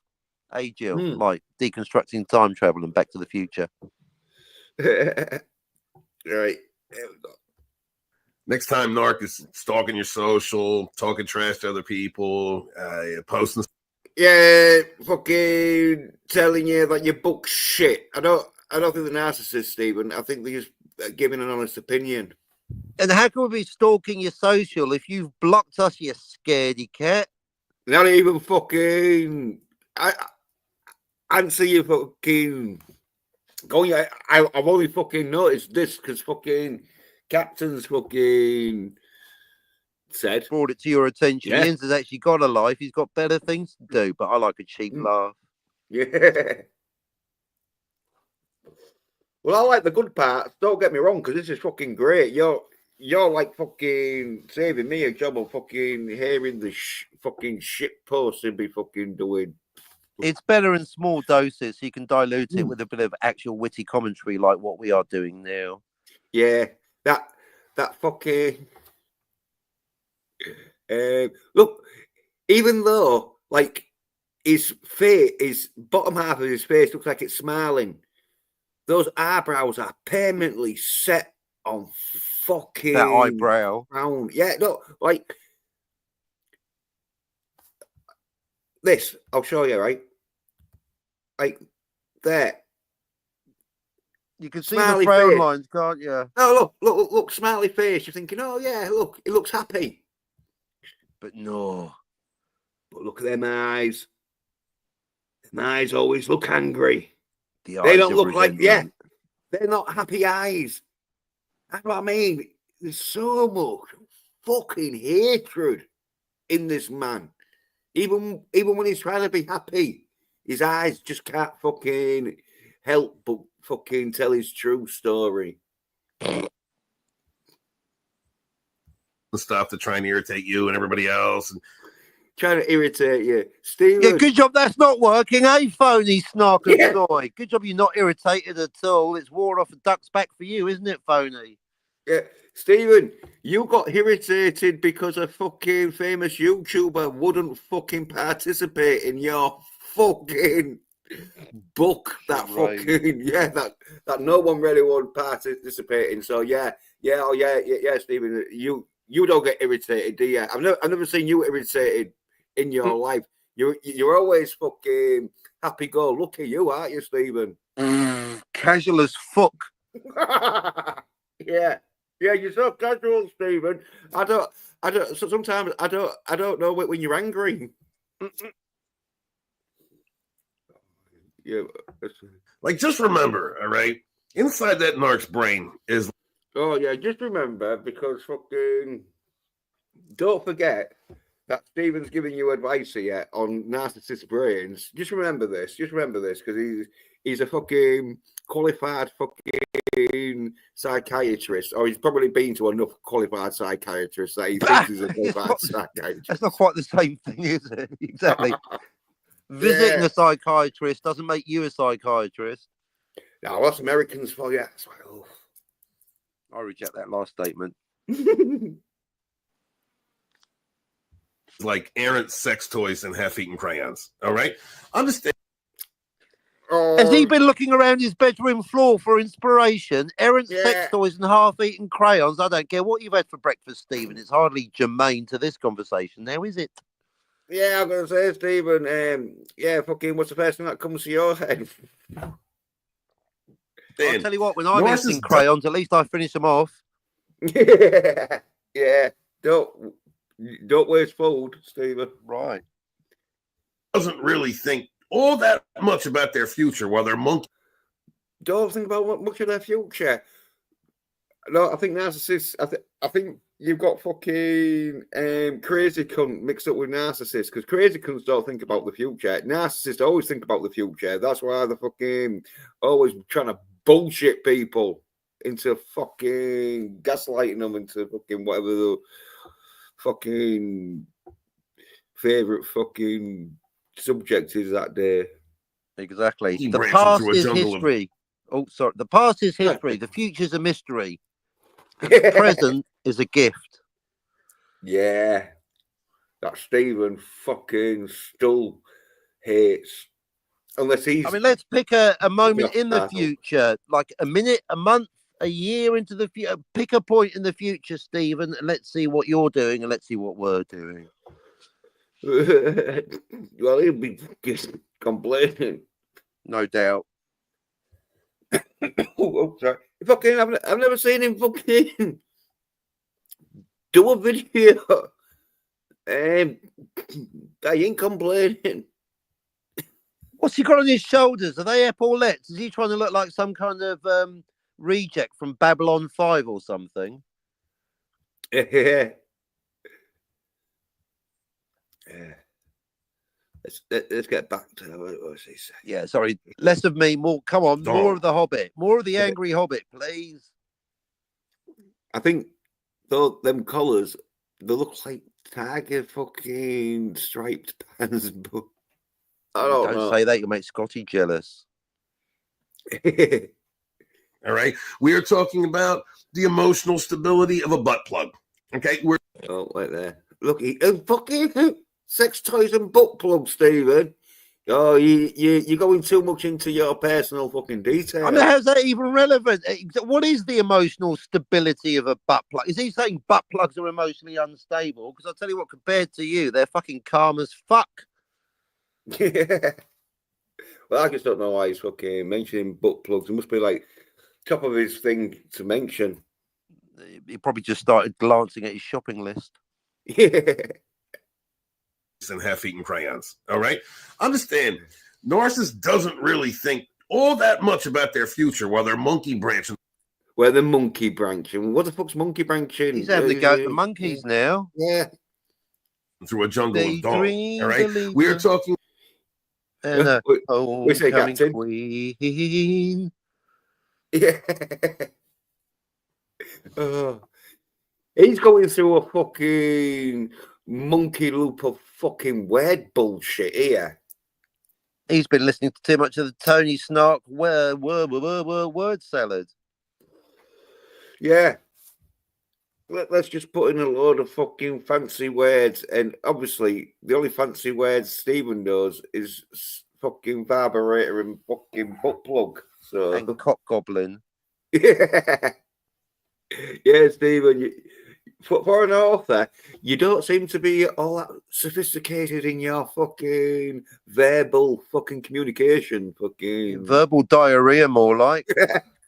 I know. Like, is he author? Fucking hell, Stephen. Probably that's why. Even if that book was any good, maybe people just don't want you to be an author because the fucking think you're an egotistic, narcissistical fucking prick without being an author. So if you became a fucking established, fucking successful author, just think how much of a fucking egotistical fucking prick you'd be then. Maybe God doesn't want fucking the world to fucking suffer another fucking egotistical fucking author prick. So you should fucking calm down, Stephen. Fucking take a chill pill. Take 3. Oh yeah, take Take 3 the entire bottle. Take 3 fucking bottles. What you need? Fucking hell. About the emotional stability of a butt plug. Okay, we're talking emotional stability of a butt plug. Yeah. I know it's like if he's fucking seen some fucking stable, unemotional butt plugs like they've come out. Going, oh no, don't put me in there again. Stephen, no, Stephen, I don't like it, Stephen. What exactly is an emotionally unstable butt plug? Is it one that loses its shit? Yeah. That must be it. Yeah, go on, yeah, okay. Honestly. Winner. Yeah, fucking. This is why people don't really fucking. I've noticed people really don't fucking stick up for Stephen. That's why he has to do all this for himself. But you see what I mean about with him and Phony is the funniest things that they say on YouTube and Twitter is basically when they're trying to be sincere and serious. Yeah. This is when you're funny, Tony, when you're trying to talk real shit like the Hobbit here. Yeah. Angry Hobbit. Yeah, well, the funniest part is because they're doing a bad job. It's always funny to see someone fucking really making a cock-ass fucking effort at their job. Pretty much. Yeah. Talking about a person who needs external validation constantly, lives in. You're the one that needs validation constantly, Stephen. That's why you're always doing these fucking posts. Weird fucking camera right in your face, Stephen. It's right in your face. Plus, I've never seen you. Go on. Let's say he's right. Let's say that I specifically need external validation. Well, I got that when Phony Snark stole my jokes and then later coughed up. You can't get better validation than that. Phony. Imitation is the sincerest form of plagiarism. Yeah. Boom. I've got my external validation. Phony keeps copying my shit. Yeah, boom. Mic drop there, fucking Captain. Go on. What are you going to say about that, Stephen? Where's your fucking argument on that, you fucking little soy-nerd hobbit? Bitch. Yeah, soy-nerd hobbit bitch. Hobbit. To Lululand and shoves things in every one of their holes in order to feel something left in. Oh, he's talking about shoving things in their holes. Did he say La La Land or Lulu Land? I'll He's go having back. to go at the singers now. What's wrong with Lulu? Yeah. Fucking shout.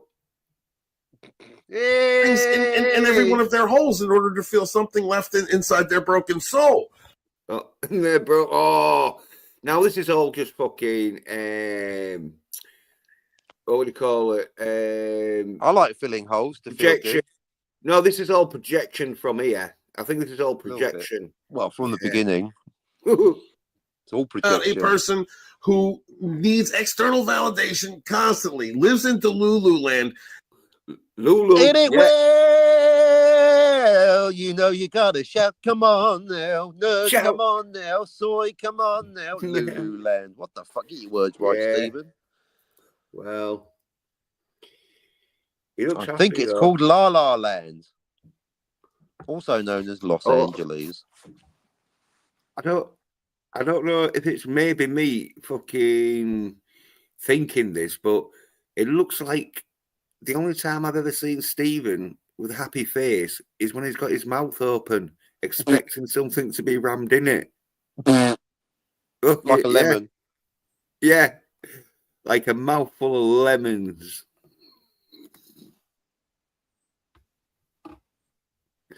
Anyway, yeah.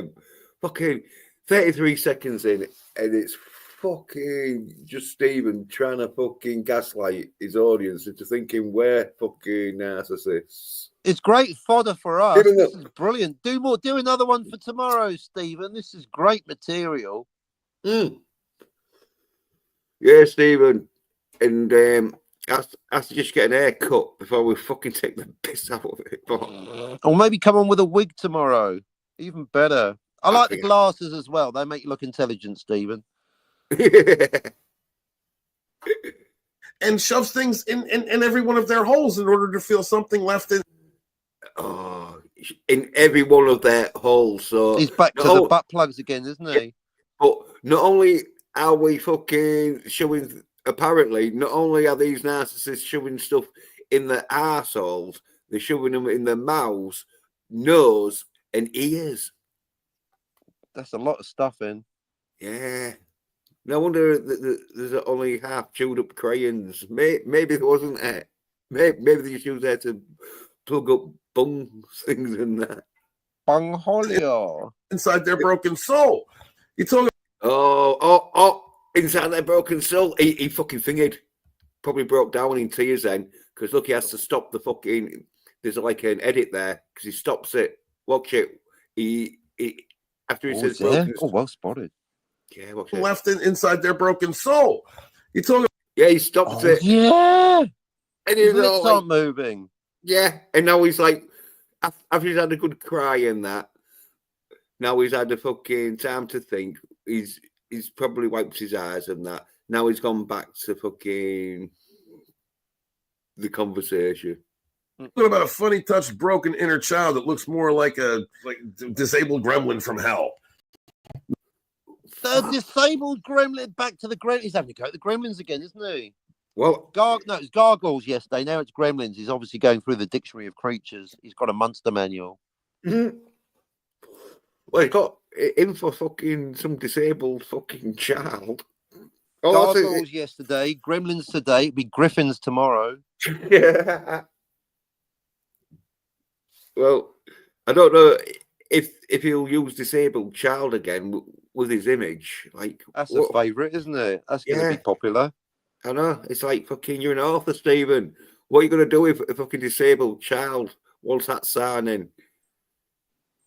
And then he fucking hears you fucking referring to him as a fucking creature of fucking ill fucking A gremlin yeah. goblin, or whatever it is. Oh. This is Tony and Steve. Oh, they all try to appear nice because they know deep down they're fucking wretched creatures that you won't fucking want to hang around with them. Not really. Narc is messed up. Narc is really messed up. They will use tears for lube. All right. No, we're not the one crying, Stephen. It looks like you're the one who was crying. That's why you have to stop. Yeah. You look like you're crying now, Stephen, or fucking having something rammed up your orifice. But And either only way, losers need lube. yeah.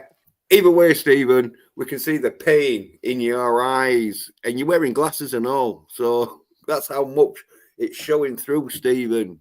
Look at the pain in your eyes, right, Stephen? I know you're probably Get watching double this. glazing. Yeah, start wearing shades, Stephen. Fucking think you're playing poker. Oh, he will. Oh, he'll like when fucking Ian Van Scarver suggests something to fucking Eric July.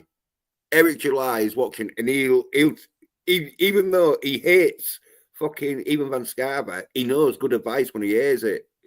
And so, like, here's some good advice, Stephen. Start wearing sunglasses, mate. For a start, it's going to cover up half of that fucking ugly little wretched fucking hobbit face of yours, and then we won't be able to see the fucking heartbreak and fucking sadness in your eyes every time The you misery. Oh, yeah, they are though. Look at it, right? If I was gonna fucking cast a fucking 1945 Jew begging for their lives, there's who I'd be putting on, because look at that. That looks like he's begging for his life and family not to be sent to the gas chambers. That's That the sort escalated quickly. Well, I'm just saying that's the sort of fucking like, please, no, sir, you cannot, my family, sir, no. That's all I'm getting from that fucking face. And he's supposed to be happy right now. Well, he should be happy now because he wants attention and we're giving it to him. So really, you should be pleased with this. Oh, yeah, like, he might be sticking things up his orifice right now. Crayons, he's lost the butt plug. Yeah, he got fucking too emotional distressed and fucked off, didn't he? Like, I'm not taking this shit no more. I can't take this shit. You know I can't take this shit. And that's basically like that's the energy of their lives. Sounds like you're fucking got some energy fucking built up there. Because you had to like fucking pause it again. Look, watch him pause The energy of their lives. Yeah, you think, because you can tell. This is why you should wear his fucking shades, Stephen. Because look, you can tell. Watch his eyes. You see where he has to look, which I don't blame him because it is fucking dodgy to find the fucking pause button, you know. But watch his eyes as he gets to the end. He looks, sees the pause button, pauses it, and then like fucking it refingers. You can't continuously freestyle. Oh, do better. No, he can't. There's 2 edits he's had to do. Parental wounds, wearing the grandmom's. What the fuck parental wounds have got to do with it now? This is the edited version. This is after editing, Stephen. Oh, do us a favour. Edit the whole thing down to about 5 seconds. That's all that's good. Yes. Fucking hell. Still got like 30 seconds left. Although, She said, well, no, we've probably got about like 20 seconds left because you know the last 10 seconds is him going to be like, hey, brothers and sisters. brothers and sisters, be nice to each other. Yeah. It's like, fucking, I'm not your brother, Stephen. Stephen, I'm if I not was your your sister fucking... either. No, but if I was your brother, Stephen, I'd be like fucking disowning you, mate. I'd be like, no. We're adopted. We're not related at all. No, yeah. We're not blood related. I don't think I even want to be idea related to him, not even conceptually related. I don't even want to be part of the same species, not even the same genus. Yeah, he's making it hard for other hobbits, isn't he? Indeed. They're giving hobbits a bad name. Angry Bilbo over there, ranting away. Yeah, people are going to start siding for fucking the Hawks. Yeah, fly, you fools, and take furious Frodo with you. Underwear. When it comes to all the person. Oh, I think another fucking edit there and all. So many edits I can't for this is dear. Personality disorders. The narcissist is the weakest one. So the next. Well, that means you're weak as shit, which is correct. You are. You're right there, Stephen. The narcissist is the weakest. The weakest one. No. Yeah. Well, I say he projects into fuck. I mean, we all know Stephen's fucking one of the biggest narcissists going. The way he fucking self-claims he's an author. You know what I mean? Anyone who self-claims as somewhat that they haven't really fucking done out great. It's like me claiming I'm a fucking, because I have done an album, but it was like a demo album that I did myself on my computer. But it's like me saying, oh yeah, I'm a fucking album producing fucking musician, which technically I could call myself that. But when you look closer, you're like, yeah, the album you produced was fucking one you did in your bedroom by yourself. Yeah, we could all claim to a technicality. I mean, I've got 0 ISBNs to my name so far. I admit it. But if you want an entire book on time travel, I've got it right here, Stephen. Let's talk time travel. Let's do it. I what? He don't even have any fucking subjects to talk about. Mainly his subject is him and the problems that people got about him. A narcissist talking about narcissism. Yeah. Oh.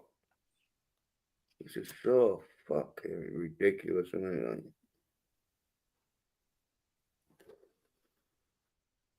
it? He needs a fucking reality check, though. I think there's a lot of people in his life that probably aren't going to say this to him because he probably would get a bit hands-on. So, I think he's immune to reality at this point. The delusion is strong with this one. Yeah. Next time they're threatening you, yelling at you, going into Lululand and we're not having to go Lulu again. Who's yelling now, Stephen? Yeah, it sounds like you're the one yelling. But he won't come on, though, because he knows. If he came on the fucking stream and the link is in the fucking chat. It's right there, Steve-O. Yeah, he knows. He'd lose his shit. He'd do a fucking... He'd be angry, wouldn't he? That's my prediction. Well, it's hypothetical. He won't come on. There's no hypothetical. Even on the central finite curve, there isn't a universe where Stephen here is brave enough to come on and talk to one or both of us, with or without phony snark of soy. Yeah, well, it's because he knows he's just talking shit.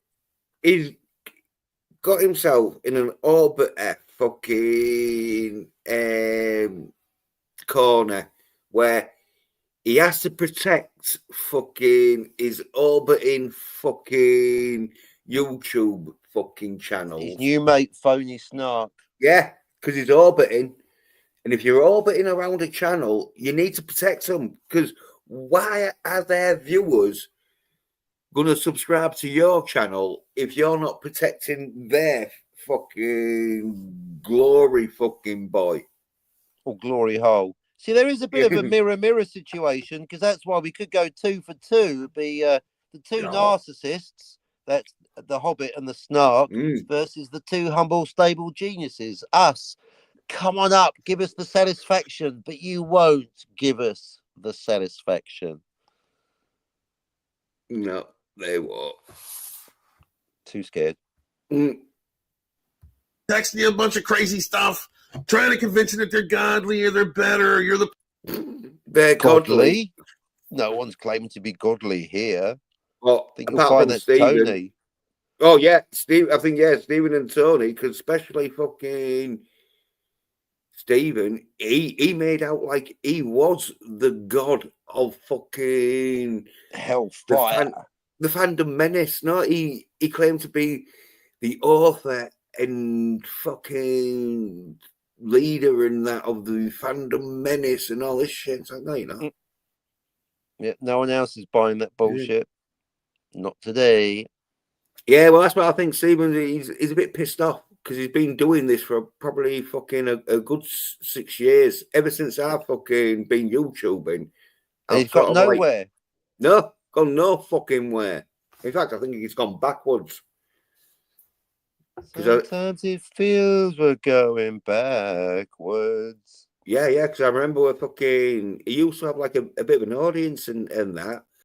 But he's got us. We're his audience. Well, he's got you.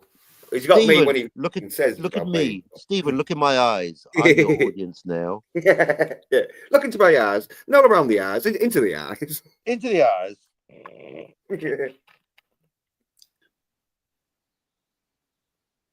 Oh, that's an obscure reference. That's a good one. That's Tony Mesmer, isn't it? Yeah. I was trying to do the Somalian captain. I'm the captain now, but no, you picked out Tony Mesmer. Well done. Yeah, not past show. He was a guest on Alan Partridge, I think. Britain. No, it was Peter Kay, wasn't it?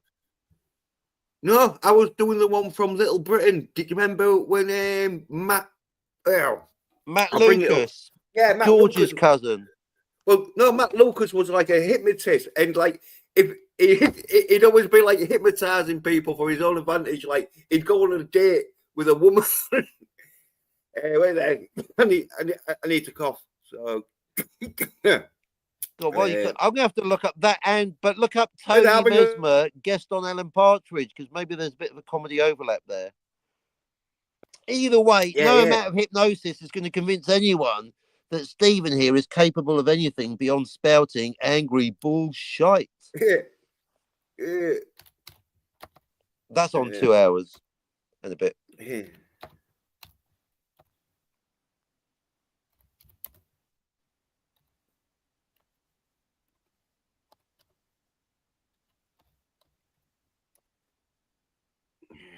Yeah, we go.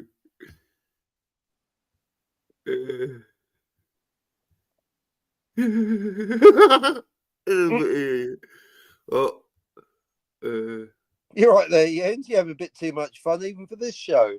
Yeah. Well, you Matt Lucas, he is funny as fuck, if you know what I mean. He knows Mark how has to, 5, Ulrika has 2. He knows how to like do fucking. He's the baby. Yeah, he knows how to do great fucking caricatures of like fucking people. Well, anyway, okay, it's a bit small, but fucking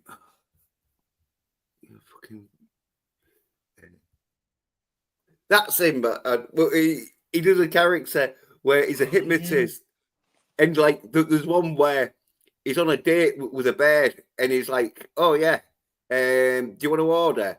And that he's like, "Oh yeah, I'd like the lobster." And he's like, "Oh, look into my eyes, not around the eyes, into the eyes. You're under my control. Like you don't want the lobster, you hate the lobster. You want get something cheaper. Yeah, you want the like set meal and that." You go, and you're out. And you're like, "Oh yeah, do you want to order?" It's like, "Oh yeah, I think I'll go with a set meal." It does look a bit like Steve. What's the name of the character? Let's see. Because I think Tony Mesmer is the Peter Kay one. Yeah. There must be a name for the character. It's the interwebs. We don't need to know things. You can just look it up. Creepy, strange, fucking hypnotist. I'm going to look it up. No, I said I never would. Oh, what a hypocrite. I'm going to look it up. I'm going to look it up. Wait there, fucking thingy. I'll race you. Kenny Craig. Wait there. Yeah. Oh, well, there we go then. There we go. I fucking won. What is it? Kenny Craig. Kenny Craig, the creepy stage. Yep, nice. Who uses his powers to get women to go on dates with him. Right, that's Wharton's new nickname. I'm going to put that in there. Right, I'm going to put that in the chat. Yeah, Kenny Craig. That's his. I didn't even because like but like fucking Little Britain. As I say, Matt Lucas is really fucking good with. It is Matt Lucas, isn't it? Yep. Yeah. George's cousin. Yeah, he's really. I think they're both good. Yeah, well, he's really fucking good with fucking characters and that. That one, they just fucking really funny in that. There you go. I'll put it in the chat. Kenny Craig, that's our London Dragon line. Yeah, from now on, I'm going to call him Kenny Craig. That's him. That is. If Kenny Craig went from hypnosis to psychology, then basically that's our Stevie. Brilliant, Kenny Craig. Look in my eyes. You're a narcissist. You're a narcissist. Look in my eyes. Come on, be my friend, Tony. Shit. I should have just. But anyway. Well, back to Stephen. Yeah, back to the original Kenny Craig. Yeah. Right. Problem. Just remember that at some point that narc is him. It's the same picture. Broken down. Yeah, now he's just basically fucking ranting about how fucking a like bunch of sad loser fucking cock goblins narcissists are. Yeah, we know, Steve. Well, yeah, we're looking at one now. Yeah. Plastic meat stick up their butt. Okay. What is with the butt obsession? I know. Dr. Freud on line 2. That's Dr. Freud on line 2. Well, that's why I think he's never fucking made a woman splooge because he's so busy about ramming shit up his ass than he is getting them fucking like all fucking hot and spouty. Well, I'd say circle of life, isn't it? There's enough of that shit spouting out of his mouth, so I guess it's got to go back in somewhere. Yeah, yeah. Yeah, you need a fucking butt plug for his mouth, but that'd be a big. He's a one-man human centipede.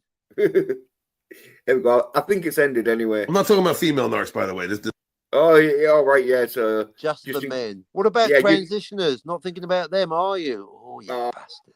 Probably Stephen would consider like transitions to be female. So what into it? How about transitioning into a human? Well, if there's anyone that I'd think would marry a fucking trans woman just because he knows he'd never get with a real fucking prove us wrong, Kenny. Female, yeah, it'd be fucking Stephen, wouldn't it? He'd probably be fucking all happy and all. You know what I mean? Oh, nothing could make him happy. No amount of sex, money, fame, adulation, or recognition for his book could make this man happy. There's too much misery to counteract. He's in a negative so much that the number infinity wouldn't be enough. But I mean, prove me wrong. I'd like to see him with a smile on his face, a big, fat, sloppy smile. Let's see it. Yeah. Well, I reckon if he got with a trans woman, I reckon he would be happy because at least she'd last a few more rounds with him.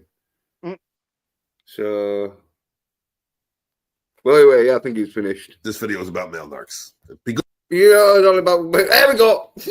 There we go. Be good to each other. Oh, all right. Yeah. Be nice to each other. Yeah. Be nice. And then he does the throat thing.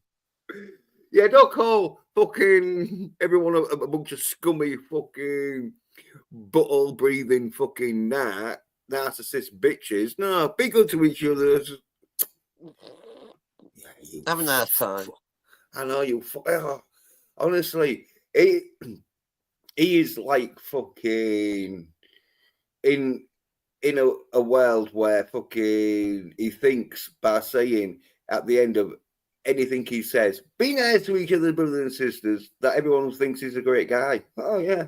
Hey, I think we should fucking I think we know a guy from Austria in the previous century that used to do that. He used to do those horrible speeches about invading Poland and just at the end, be nice to each other. Yeah, like brothers and sisters. Yeah, everybody. Let's go out and do horrendous fucking actions that we can fucking blame other people for being narcissists for. But be good to each other, fucking brothers and sisters. Yeah, I bet Charles Manson did that when he was getting all his hippies ready to do some murder pigging. Just, we're going to take out my pain on all these Hollywood people. Be nice to each other. Yeah. This is how I say, Stephen. Like, as a if I was gonna fucking cast in a film a wife beater, somebody who's got a face very controlling and that can get a bit sympathetic and that questioning, very nice and that can cry, got all the emotions. But where's an angry fake emotions? Yeah. Until you see the real emotion of anger. Where's anger, Stephen? Where's your anger face? Resentment. Yeah. Oh, great. That looks a bit of an anger face, isn't it? Yeah. Yeah. That's where like, what you doing? You bit me toast, bitch. Who's the goblin now? One silly bitch didn't know how to fucking cook toast. It's an electric toaster, you dumb bitch. And then once the cops come, it's all like, hey, I didn't hit her. You know? Nothing to see here. Or good to yourself. Yeah. Let's be good to each other, except for the fools. Yeah. No, fools. And look at him. Only did a slight little fucking knife thingy. Yeah. There you go. The giveaway, the tell. Yeah. The neck slice. Yeah. really like didn't Stephen, you've already done it probably on loads of videos. Like you might as well go all in for it now, mate. But it was like a little slab on it, a little like, oh, this ain't all that nasty. Look how soft I'm doing it. Works. Be good to yourselves, be good to each other, except for the fools. Yeah, look like like last nice time. slice. Yeah, like last time, it looked like he was fucking hacking it, giving it a right good. This time, it looks like it's more of a delicate fucking position. Like if he's Either way, a Chelsea smile is a Chelsea smile. yeah. Well, he's happy with that, Stephen. Yeah. You. Well, I'm glad someone is. Yeah. I mean, did Phony like it? Is there a comment underneath? Yeah, I really like that video. Well done, your good friend Phony Snark. Yeah, Kenny Craig. That's how. You London fucking Dragon Lance. yeah. It's low din, like a low fucking level din. Yeah, what? I'm almost genuinely curious what he means by. No, I don't actually care. Oh, that was draining. That was. I think it was energizing and draining at the same time. I don't know how I feel anymore. It was good. It was good. Look, good value. Yeah, Kenny Craig's gonna like that. He should be happy because being a narcissist, he wants the attention. He's going to go around all his mates going, "Oh, look, they made a video about me." That's I bet they're triggered. No. Yeah, but you know narcissists. They only want good attention, don't they? They only want good attention. We all want attention, but that's when people say that on YouTube, oh, you just want attention. Literally every YouTube video, every tweet that someone puts out is looking for attention. Oh yeah. Oh, we all want attention. Let's not deny it. Who doesn't want attention on YouTube? You don't. If you want anonymity, you don't go out on fucking YouTube, do you? No. If you didn't want attention, you'd put all your fucking streams on private. Exactly. Or take them down like Doomcock. Yeah. So yeah, we all want attention. That's a bit of a straw man. No one on YouTube doesn't want attention. No person tweeting on Twitter is looking to be ignored. I mean, come on, let's get sensible. Yeah, well, I think I know what it is. What it is they know the only attention they're going to receive is bad attention because us slagging them off. It's better than no attention, isn't it? Well, see, I'd rather have positive attention from people going, I think your time travel theory is amazing, Captain, even though you missed 6 off-screen timelines from Back to the Future. But apart from that, I'll buy a copy of your book. Yeah, I crave positive attention for the book, for the work I'm doing on time travel, and of course, multiple universes and the central finite curve. But if I can't get positive attention, then fine.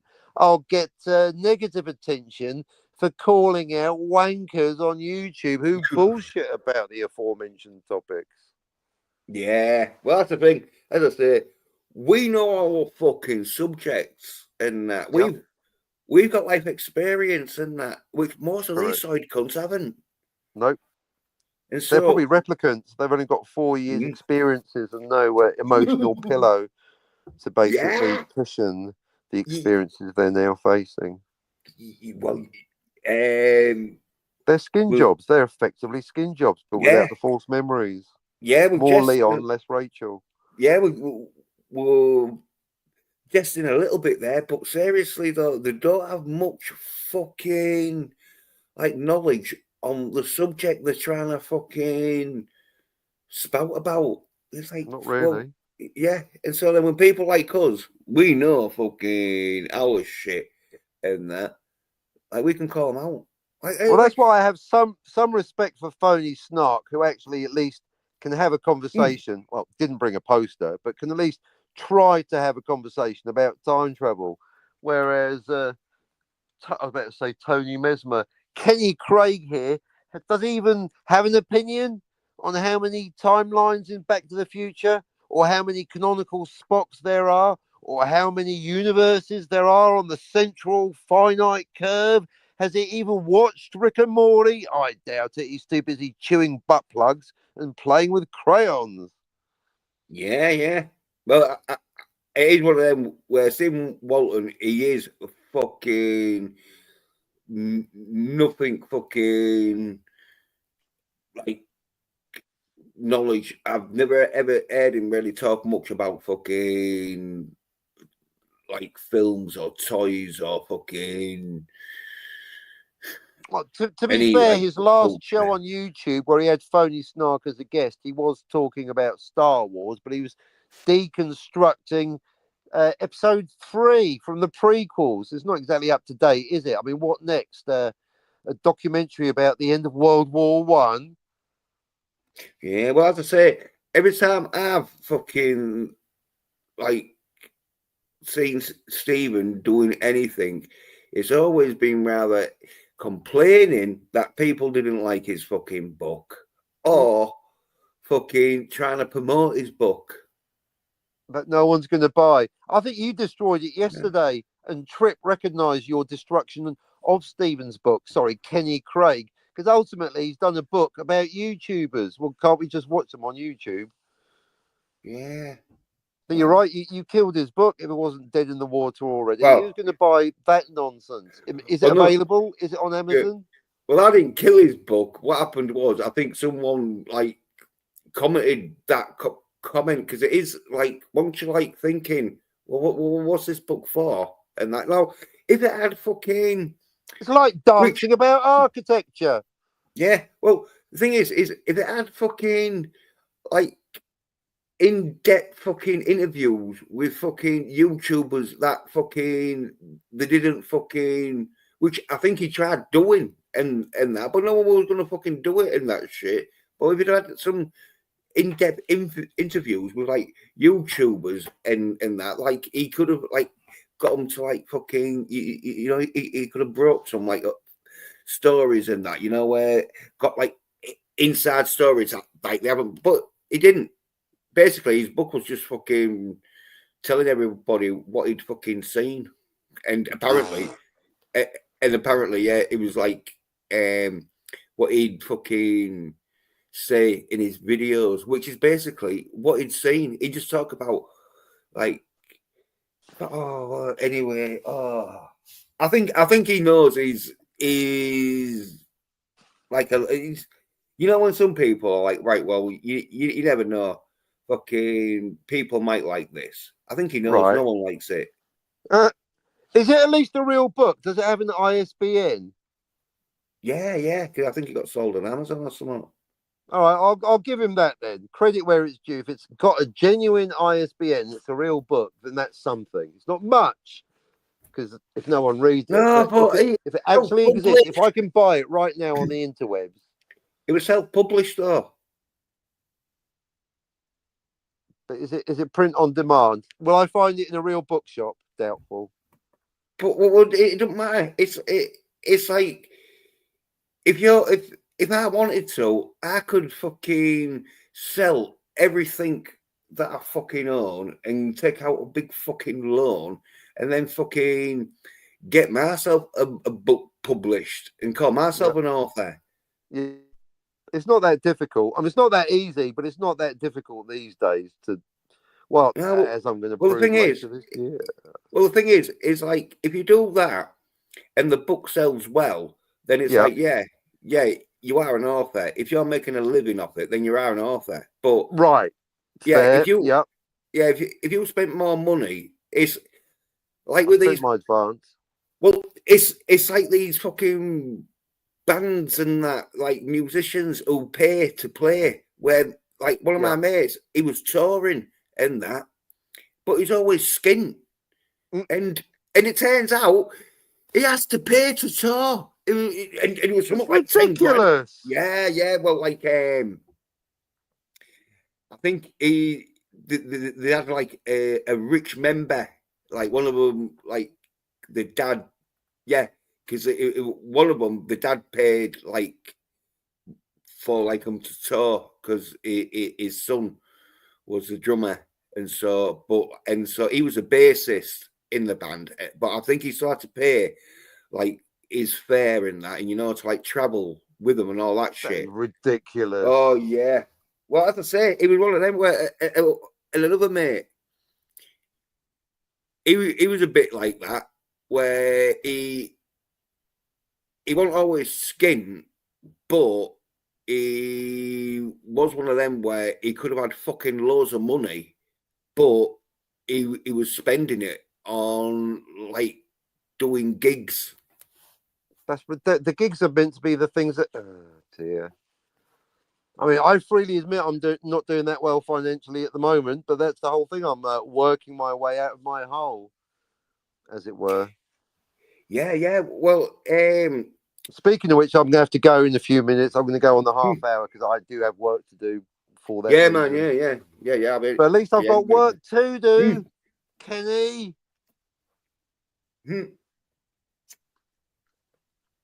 Kenny Craig, the unemployed hypnotist psychotherapist. Yeah, narcissist. So as I say, Stephen Walton, he might have a published book, but I say I'm sure. In fact, I'm fucking 100% positive he had to like fucking pay for it to be published. And so when, as I say, when you're paying for something to be published, as I say, you're not really unless you're making money back. As I say, because if you don't make your money back, you're basically someone who paid to have a book fucking published. That's all you are. That's at that point it's a technicality. Yeah. So yeah, if you've got an ISBN, that makes you a published author. But if your book hasn't sold more than one copy, and that's your mum, then that doesn't really count, does it? If you're not making a living out of it, then you're not a professional. No. As I said, there was a few of my mates. They like would claim that they're like fucking signed fucking artists and that, but it was only because they was paying half of the fucking contracts and that. Because one of my mates, he fucking had the chance to like get signed and that, but this was like back late 90s sort of thing, like fucking 25 years ago. 1790s. Well, it was about 26, 27 years ago, sort of thing. So it was like late 90s and that. And it was a different time then, folks. Yeah. Before the and dark times.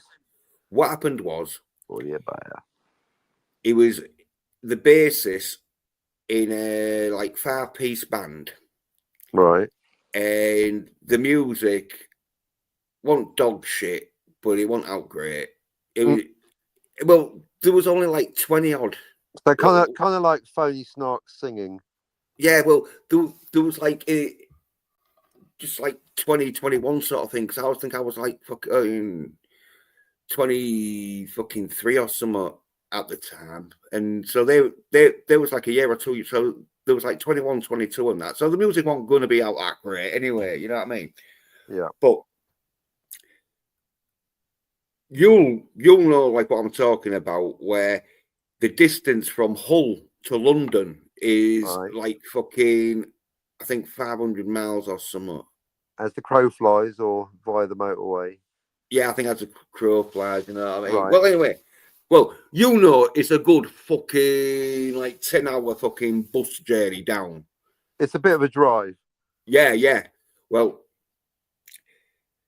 they'd got like a letter from a London recording fucking studio, right? And I said to them, I said, yeah, well, they said fucking celebrating like if they'd fucking just been fucking signed to a fucking contract and that. Well, I said to them, are you sure? Like, you're doing your full contract and that? And they were like, yeah. But well, turns out. I did, yeah. Well, it turns out that they had to pay half of the contract, and it was somewhat like 10 grand, half of it. And so, like, what? Yeah, because, but there again, though, sometimes them fucking companies, they're going to say, oh, yeah, it's 10 grand. Like, oh, it's 20 grand to do it, where it's 10 grand. But anyway, cut a long story short, my mate, he had to fucking raise like 2 grand because like it was a 5-piece band, and so each of them had to raise $2,000, and I think there was 3 of them in the band who fucking had enough sort of like savings that they could have fucking risked it, but the other 2 that like I knew and that shit, because like one of them played the lead, but as I say, he wasn't a lead guitarist, so that's why I knew when they said, "Oh yeah, fucking, we've got a contract deal." I knew it probably won't fucking a full contract. Well, they went all the way down to London and that shit. Fucking wasted like fucking, I think about 50 quid because it. I mean, that's your warning. 50 quid. They already spent 10 grand before they left Hull. That's your warning right there. Scam alert. Yeah, well, I said to him, I said, "Are you sure?" That's a lot of money even these days. That'll buy you a lot of coffee. Yeah. Well, they just said to me, they said, "Oh yeah, fucking the what?" Because like I think they worded it like, "Hey, we've listened to your track. You're great. We need to talk to you. Come as soon as possible." You know, it's the probably worded it like, "Yeah, we think your music's the fucking greatest," and that shit. Where it's like, I know, but we just need 10 grand. Yeah. Well, I said to them, "Are you sure?" They should have. If they'd have took my advice, what they would have done is they would have phoned up fucking the record company and been like, "So is this a fucking full contract you're offering us?"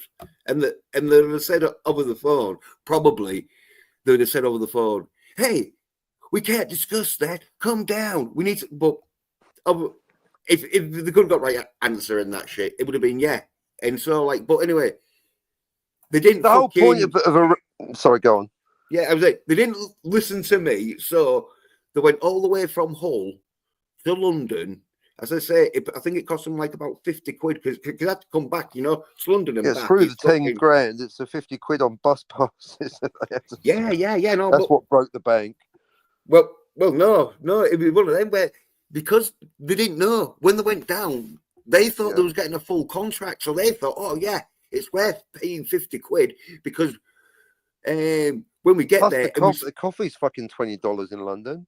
Yeah. Well, I don't think they had time to drink coffee. But anyway, they thought they was probably going to go down to London, sign the contract, and get a fucking an inverse of fucking a couple of grand or whatever.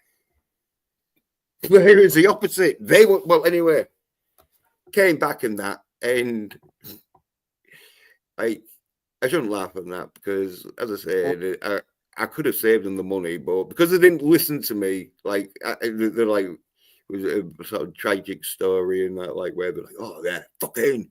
Well, if you want, we all get scammed sooner or later. It's really basic though. I always know it's a scam when someone's going, "This is really good." First of all, when they're too enthusiastic. I mean, just people these days. Anyone that's enthusiastic, I'm like, "What are you fucking selling?" And then, "Oh, but I just need 10 grand." Yeah, we've all heard that one before. Yeah. Well, that's your warning. Well, it was like one of them things where they needed to like produce records and that shit, you know, so it makes them look like they're. But that is the whole point of a record company or a publishing company is they take the financial risk because it's an investment. Because then, if it takes off, they're going to make millions and millions of dollars and pounds. That's the whole point of those companies to take the risk. Well, that's what they thought. They signed 20 bands or 20 authors for each one. I made up 20. Maybe it's 15. Maybe it's 30. But the point is, it's a numbers game, isn't it? You sign up X amount of people, and then if one of them becomes a huge superstar, then everyone's a winner. Well, usually, usually this is what they thought. They thought 2.5 hours. They have like a fucking dude who fucking knows about music, who listen to all these fucking demo tracks, and then explain Chesney Hawkes to me. Well, I don't want to discuss fucking Chesney Hawkes right now because fucking call back to earlier. By the way, they'll have someone listening to these demo albums and that in the olden days anyway, where Yeah. it'd be like, fucking hell. Well, we'll probably still do, but as I say, this didn't make it because the fucking band wasn't that great. And one listeners will be like, oh, yeah, this is fucking a great sound, this. I reckon this will sell. Now, if that's the case, then sometimes, yeah, you will get it where they will offer you a contract where, yeah, and give you in advance and all that shit. Because on 230. yeah, they've got like confident in your music that it will sell. But as I say, Right. their band was a bit shit. And so there was no confidence in that music. And so it was probably one of them where, as I say, they'd have paid 10 grand. So that would have covered all the fucking like recording studios, fucking pay and fucking discs and everything. And they do word their contracts where they pay you in advance, but then you got to pay it back off the profits of your album, and you get tied into a 5-album deal. So there are, but the point is that you don't pay the record company; they pay you. I mean, otherwise it's a scam. Yeah, well, it was because they were so shit in that the company wasn't going to take a chance. What the thought is like, right, if you pay us 10 grand, then that covers us doing your album and that shit. And then if it does fucking sell, we'll take the profits. But as long as they had that 10 grand to cover the recording album fees, which basically, if it was going to go that route, you do it yourself. Exactly. Yeah. Otherwise, what's the point then? In fact, it's starting to remind me of a conversation that George Lucas had with the film company, because he's like, well, I made the movie and I financed it. What the fuck are you doing? Distribution. And basically, film companies, they just distribution. That's all they do. Yeah. Well, basically, it is one of them where the record company was sort of just going to be like, right, well, we'll distribute it, and if it does fucking make a profit, then we'll take some of your profits. But if it doesn't if it doesn't make a profit, well, it don't matter, because that 10 grand you forked out, that's covered for all your fucking recording that's and swallowing probably any potential loss, isn't it? Yeah. Well, that's what the fucking companies was doing, because one of my mates before then, his band was quite fucking good, but the thing with them though is they only had like 4 or 5 songs, and so speaking of which, I only got 4 or 5 seconds. I got a meeting to go to. I've actually got to go, even though we're halfway through. So this is me leaving halfway through. Thanks for having me on, Jens. Cheers. Oh, cheers, popping on, Captain. Yeah, anytime. Yeah, well, yeah. Me with me, I'll finish that story off, sort of thing. Me other mate, as I say,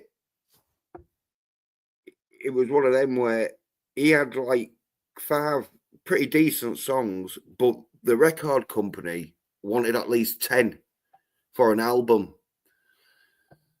And I'm not exactly sure what happened, because like fucking ages ago and that, but they couldn't do the other 5 songs, and so they didn't get signed. But I think they were sort of like in the same fucking situation where they had to pay for half, but because their music wasn't so bad, they could have made a profit. Where the other mates, it was like, good job they didn't fucking sign, because someone would probably made out. But Captain says, you reminded me I have some business to attend to myself. Cheers for having me on. Well, cheers for being on, Captain, and letting me know what them fucking side cunts are saying and that. Fucking honestly. Kenny Craig, Dragonlance, the unemployed hypnotist, therapist, narcissist. Yes. Fuck. Oh, so fucking. But you notice he isn't fucking naming us by name, because he know he fucking can't. He fucking damn. Oh yeah, the fucking links here. He can fucking pop on. But he ain't, because he knows I fucking. I ain't fucking some dumb bitch that's gonna let him leave fucking special packages in my fucking pussy. If you don't know what I'm talking about with that, Stephen got fucking called out for fucking leaving harassing messages to ex-girlfriends or girl or could have been girl, but fucking turned out ex-girlfriends because no one's going to have that. Because it wasn't even that special. It's like, Stephen, if your packages were so special, your bears want to fucking let the internet know how much of a fucking little fucking cunt you are. And that was not to do with fucking me. That was one of them where fucking I didn't even know that was happening. Like I know Stephen was a fucking self-acclaimed fucking author and fucking narcissist fucking YouTuber, but I didn't know about that until he fucking bear came out.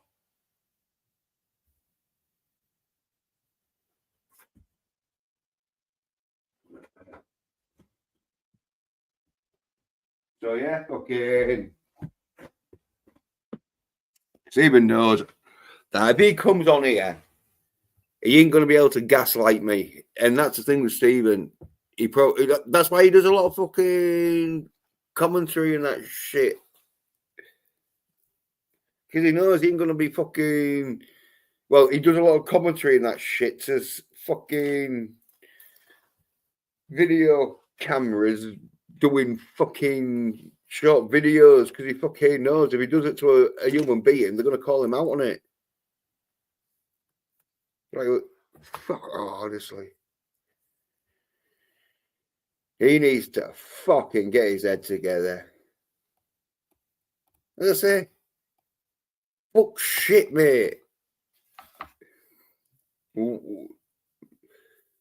Just let it go. Let it go. It's not going to happen.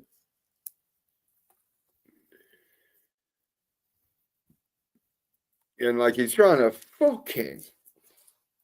That's what he's trying to orbit fucking Eric July, hoping Eric July is going to be like, oh hey yeah mofo, that's fucking best thing I've ever fucking read.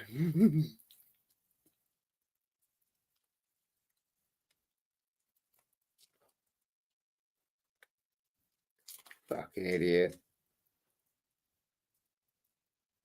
That's not getting published. I mean, well, I think the more I say self-published. I know he spent a lot of money. That's why he's reluctant to fucking let it go. But it's like, well, look, mate. I think you fucking bet on the wrong number. I think Stephen would have been fucking better off taking all that money and just going to a casino and putting it on fucking red or black.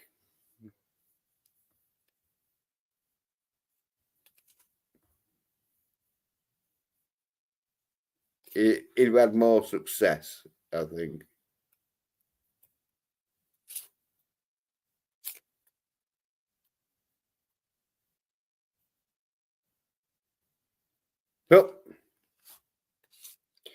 So what happens.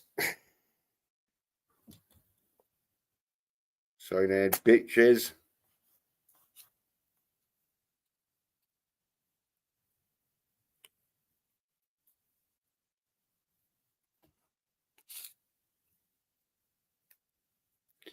So,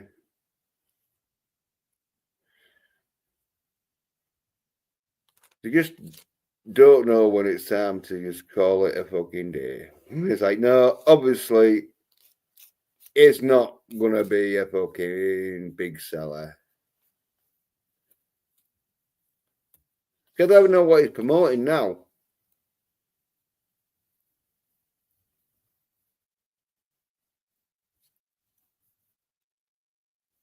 Because Because if he is documenting shit, he should be documenting this.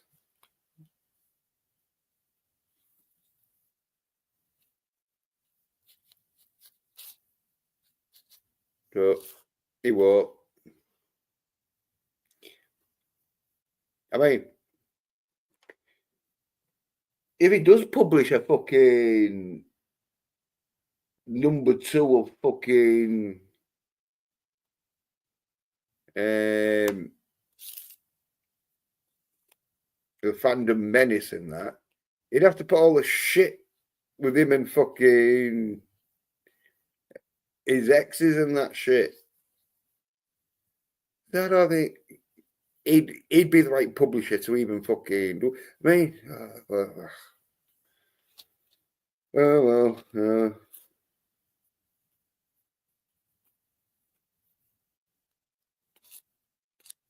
That's why they don't like fucking people who fucking are like, no, mate, look. That's solid as fuck.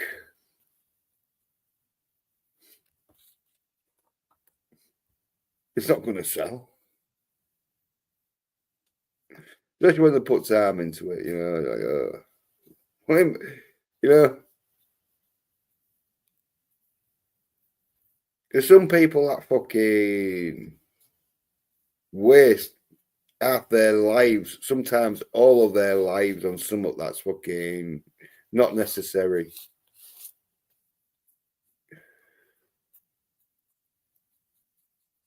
It's no life-changing fucking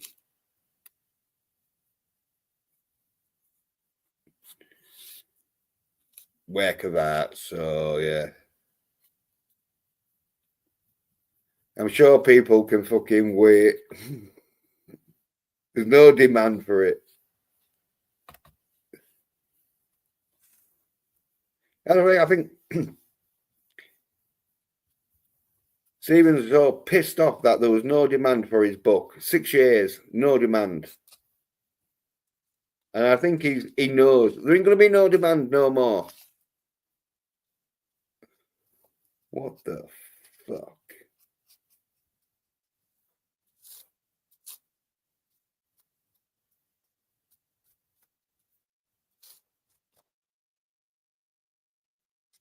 A bunch of soy-haired bitches.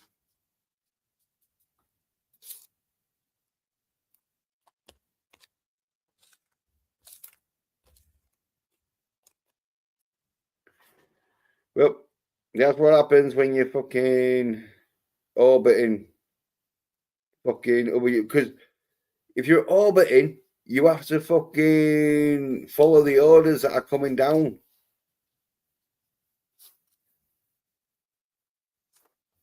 You know, most of these orbiters, the low-level fucking orbiters, and so the fucking orders are fucking like more promotional. It's more like, oh yeah, you're just a promotion bitch. You just promote bigger YouTubers. Like, no. Well, I'll promote them if I fucking think, oh yeah, well, they are doing something good. But it's one of them where it's like, no, we don't care if you don't even like these fucking, you will promote them. Fucking little fucking lapdog fucking puppet tools. And so, yeah, the orbiters fucking have to like fucking follow the orders. And the orders are, well, you promote fucking soid shit because it's soid shit. No one's going to buy it on its fucking merit alone.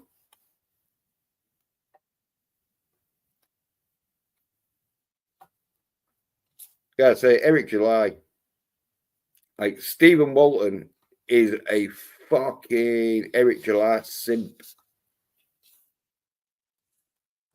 That's what, as I say, that's because he's fucking open. Fucking Eric July will be like, oh yeah, Stephen, let me read this. Fucking hell, it's great. No, he won't even read shit.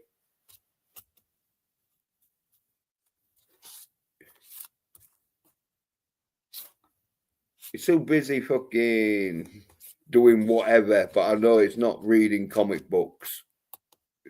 Because if you were reading comic books, you won't fucking do a shitty comic book like that. I think it was just a fucking, what do you call it? A plant. It's all like, oh yeah, Eric July. Wait. I'm fucking out. How dumb are you, fucking sign-head bitches? That's it. How do Eric July was gonna fucking produce shit when fucking another Wonder Woman fucking comic book reader. You're like, oh no. What are you going to be writing? You ain't going to be writing masculine action because you don't fucking know it. Side-head bitches. Fucking. Say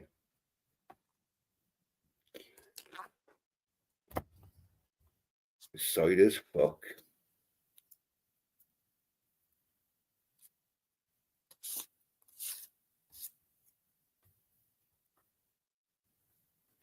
Yeah, I'll take it to the 3-hour mark. Might as well. Like fucking. You're the captain. Fucking. Calling those side-head bitches out. Gotta say it. Stephen Ranson. No, he Ranson. Stephen fucking Walton. He's fucking an orbiting bitch. He has to protect fucking other orbiters and that shit. Like, oh, you side bitch.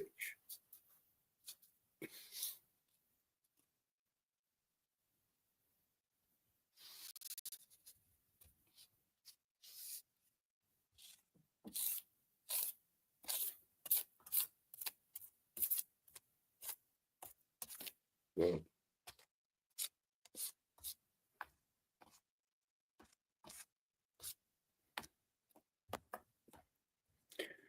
that's because they fucking watch so much female-led action shit. That's it. And now they don't know shit about masculine action. The pissed off people do. We calling them out for fucking the shit they spout and that shit.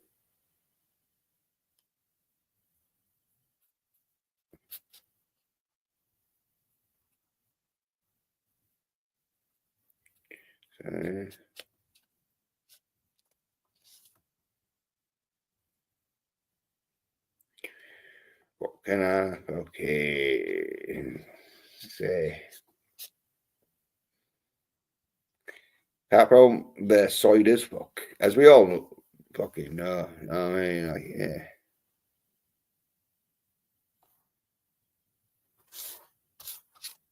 Told you, fucking Penament sign-head bitches.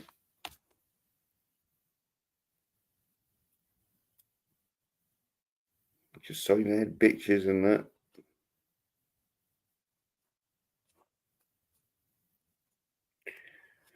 Fucking. What can you do? Apart from call them out, which we did. Yeah.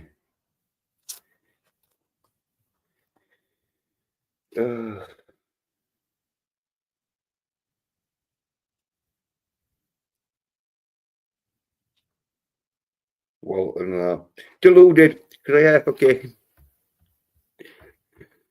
This is what the captain sent me for the thumbnail. They're like, oh well, I used the picture in that.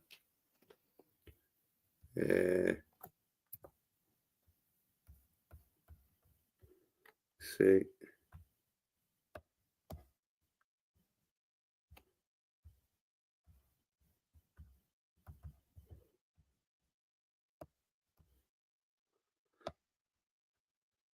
Here we go.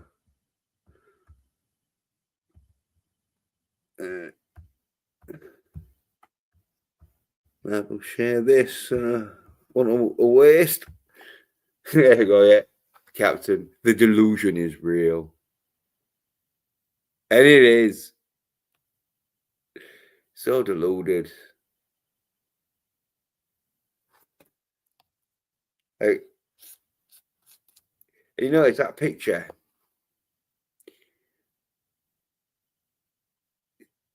He still doesn't look happy. Never looks happy.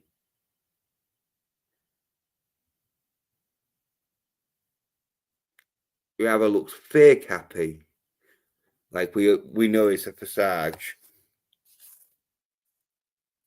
or whatever it is that fucking. Yeah, I think it's a facade, isn't it? Yeah, facade means like, yeah, he's fucking pretending. He's wearing a mask. He's covering up his true fucking feelings. Oh, he's just an angry little hobbit.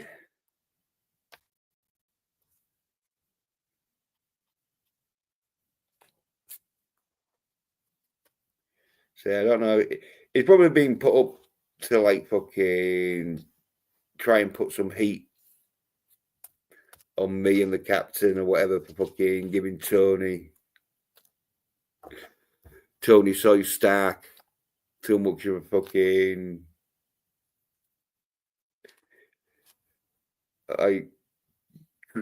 helpful criticism. But yeah.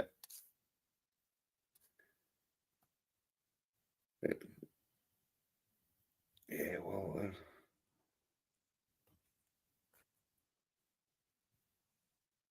see, because he'd have fucking seen Mark. Well, you know, so he didn't say anything about me or fucking the captain or by name. Because now he's fucking worried. Because he knows, oh, yeah, well, you fucking talking about when you're the biggest narcissist fucking on the YouTubes, we think. I mean, name one more person that fucking reverse to themselves in the third person. Stephen Walton. I think at one stage he claimed he was the fandom menace in this shit. This is how deluded he is. Like, fucking hell, Stephen. That's why I say he's gone to a stage where people don't fucking want Stephen to fucking be any more successful than he is. Because what an attitude he's got, and it is a fucking total failure. It could be one of them where maybe success would chill him out. Maybe if he found success, it'd be the thing that would fucking give him the fucking peace of mind to chill out. But he's probably never going to get it. Especially not with the fucking books he's fucking trying to publish. So, yeah. I think he's always going to be bitter as fuck.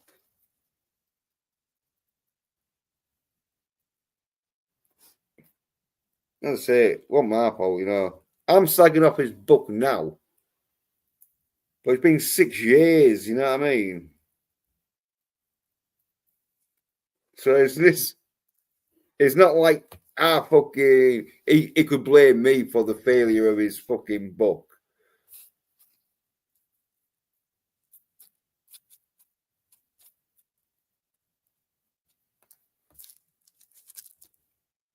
So, and that's it. You should have realised a few years ago when it is not the success he was hoping for. Yeah, maybe you should not fucking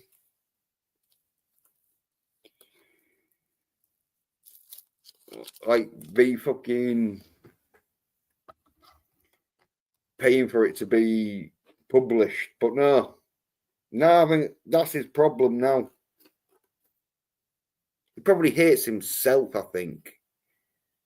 But obviously, narcissists ain't gonna fucking punish themselves, so they punish other people for their mistakes they've made. I think I've just worked it out. Okay, the captain's left, unfortunately, but yeah, I've just worked out why Stephen's so much of a fucking pain. He spent all that money on a fucking book that no one fucking wanted to fucking read. He realizes he made a fucking big mistake, but he doesn't want to fucking take the blame. So now he's just lashing out, calling other people narcissists and that. Hoping to orbit around someone who's got enough clout to fucking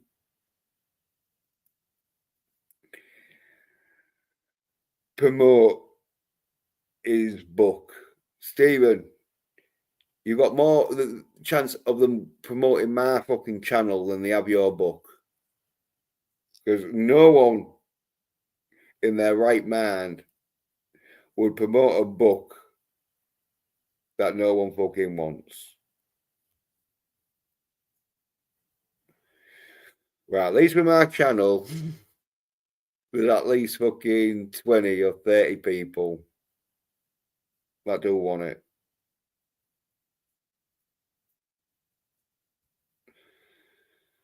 So give it up, Stephen. Give it up. Save yourself dignity, mate.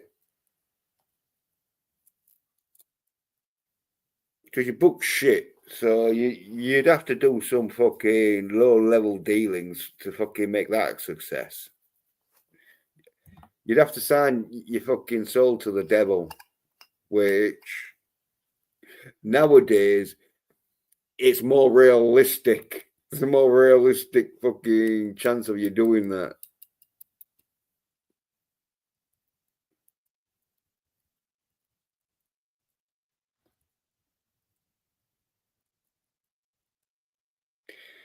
So, unless you're willing to sell your soul to the devil, that is not going to get published.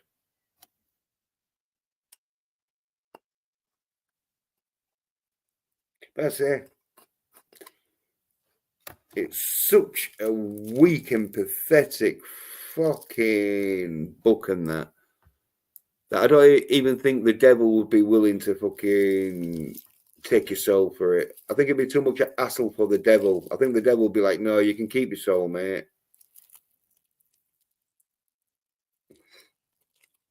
Because it's a fucking horrible fucking nasty hatred soul.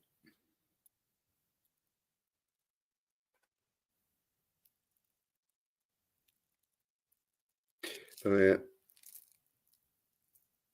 That's it. He is, as the captain fucking did with that sort of name, he's deluded.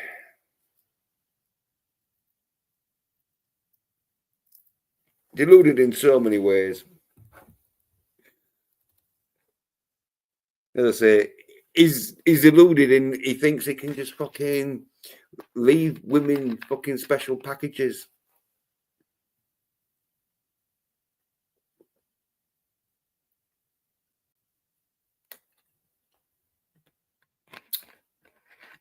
Fucking hell.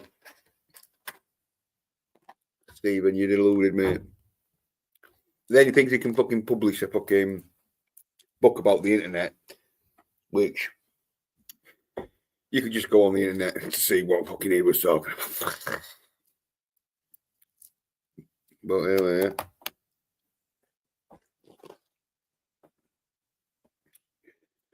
thanks to the captain.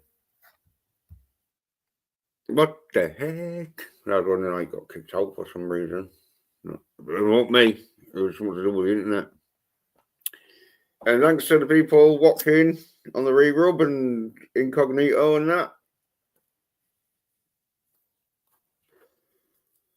I should be doing another stream fucking next week, sort of like Tuesday, Wednesday and that, calling out Soynard bitches, but might be doing one before then, depending on fucking how these fucking Soynard bitches fucking react. See if we got the balls to fucking rebuttal fucking that. But probably not. But anyway, thanks for watching. Cheers. Bye.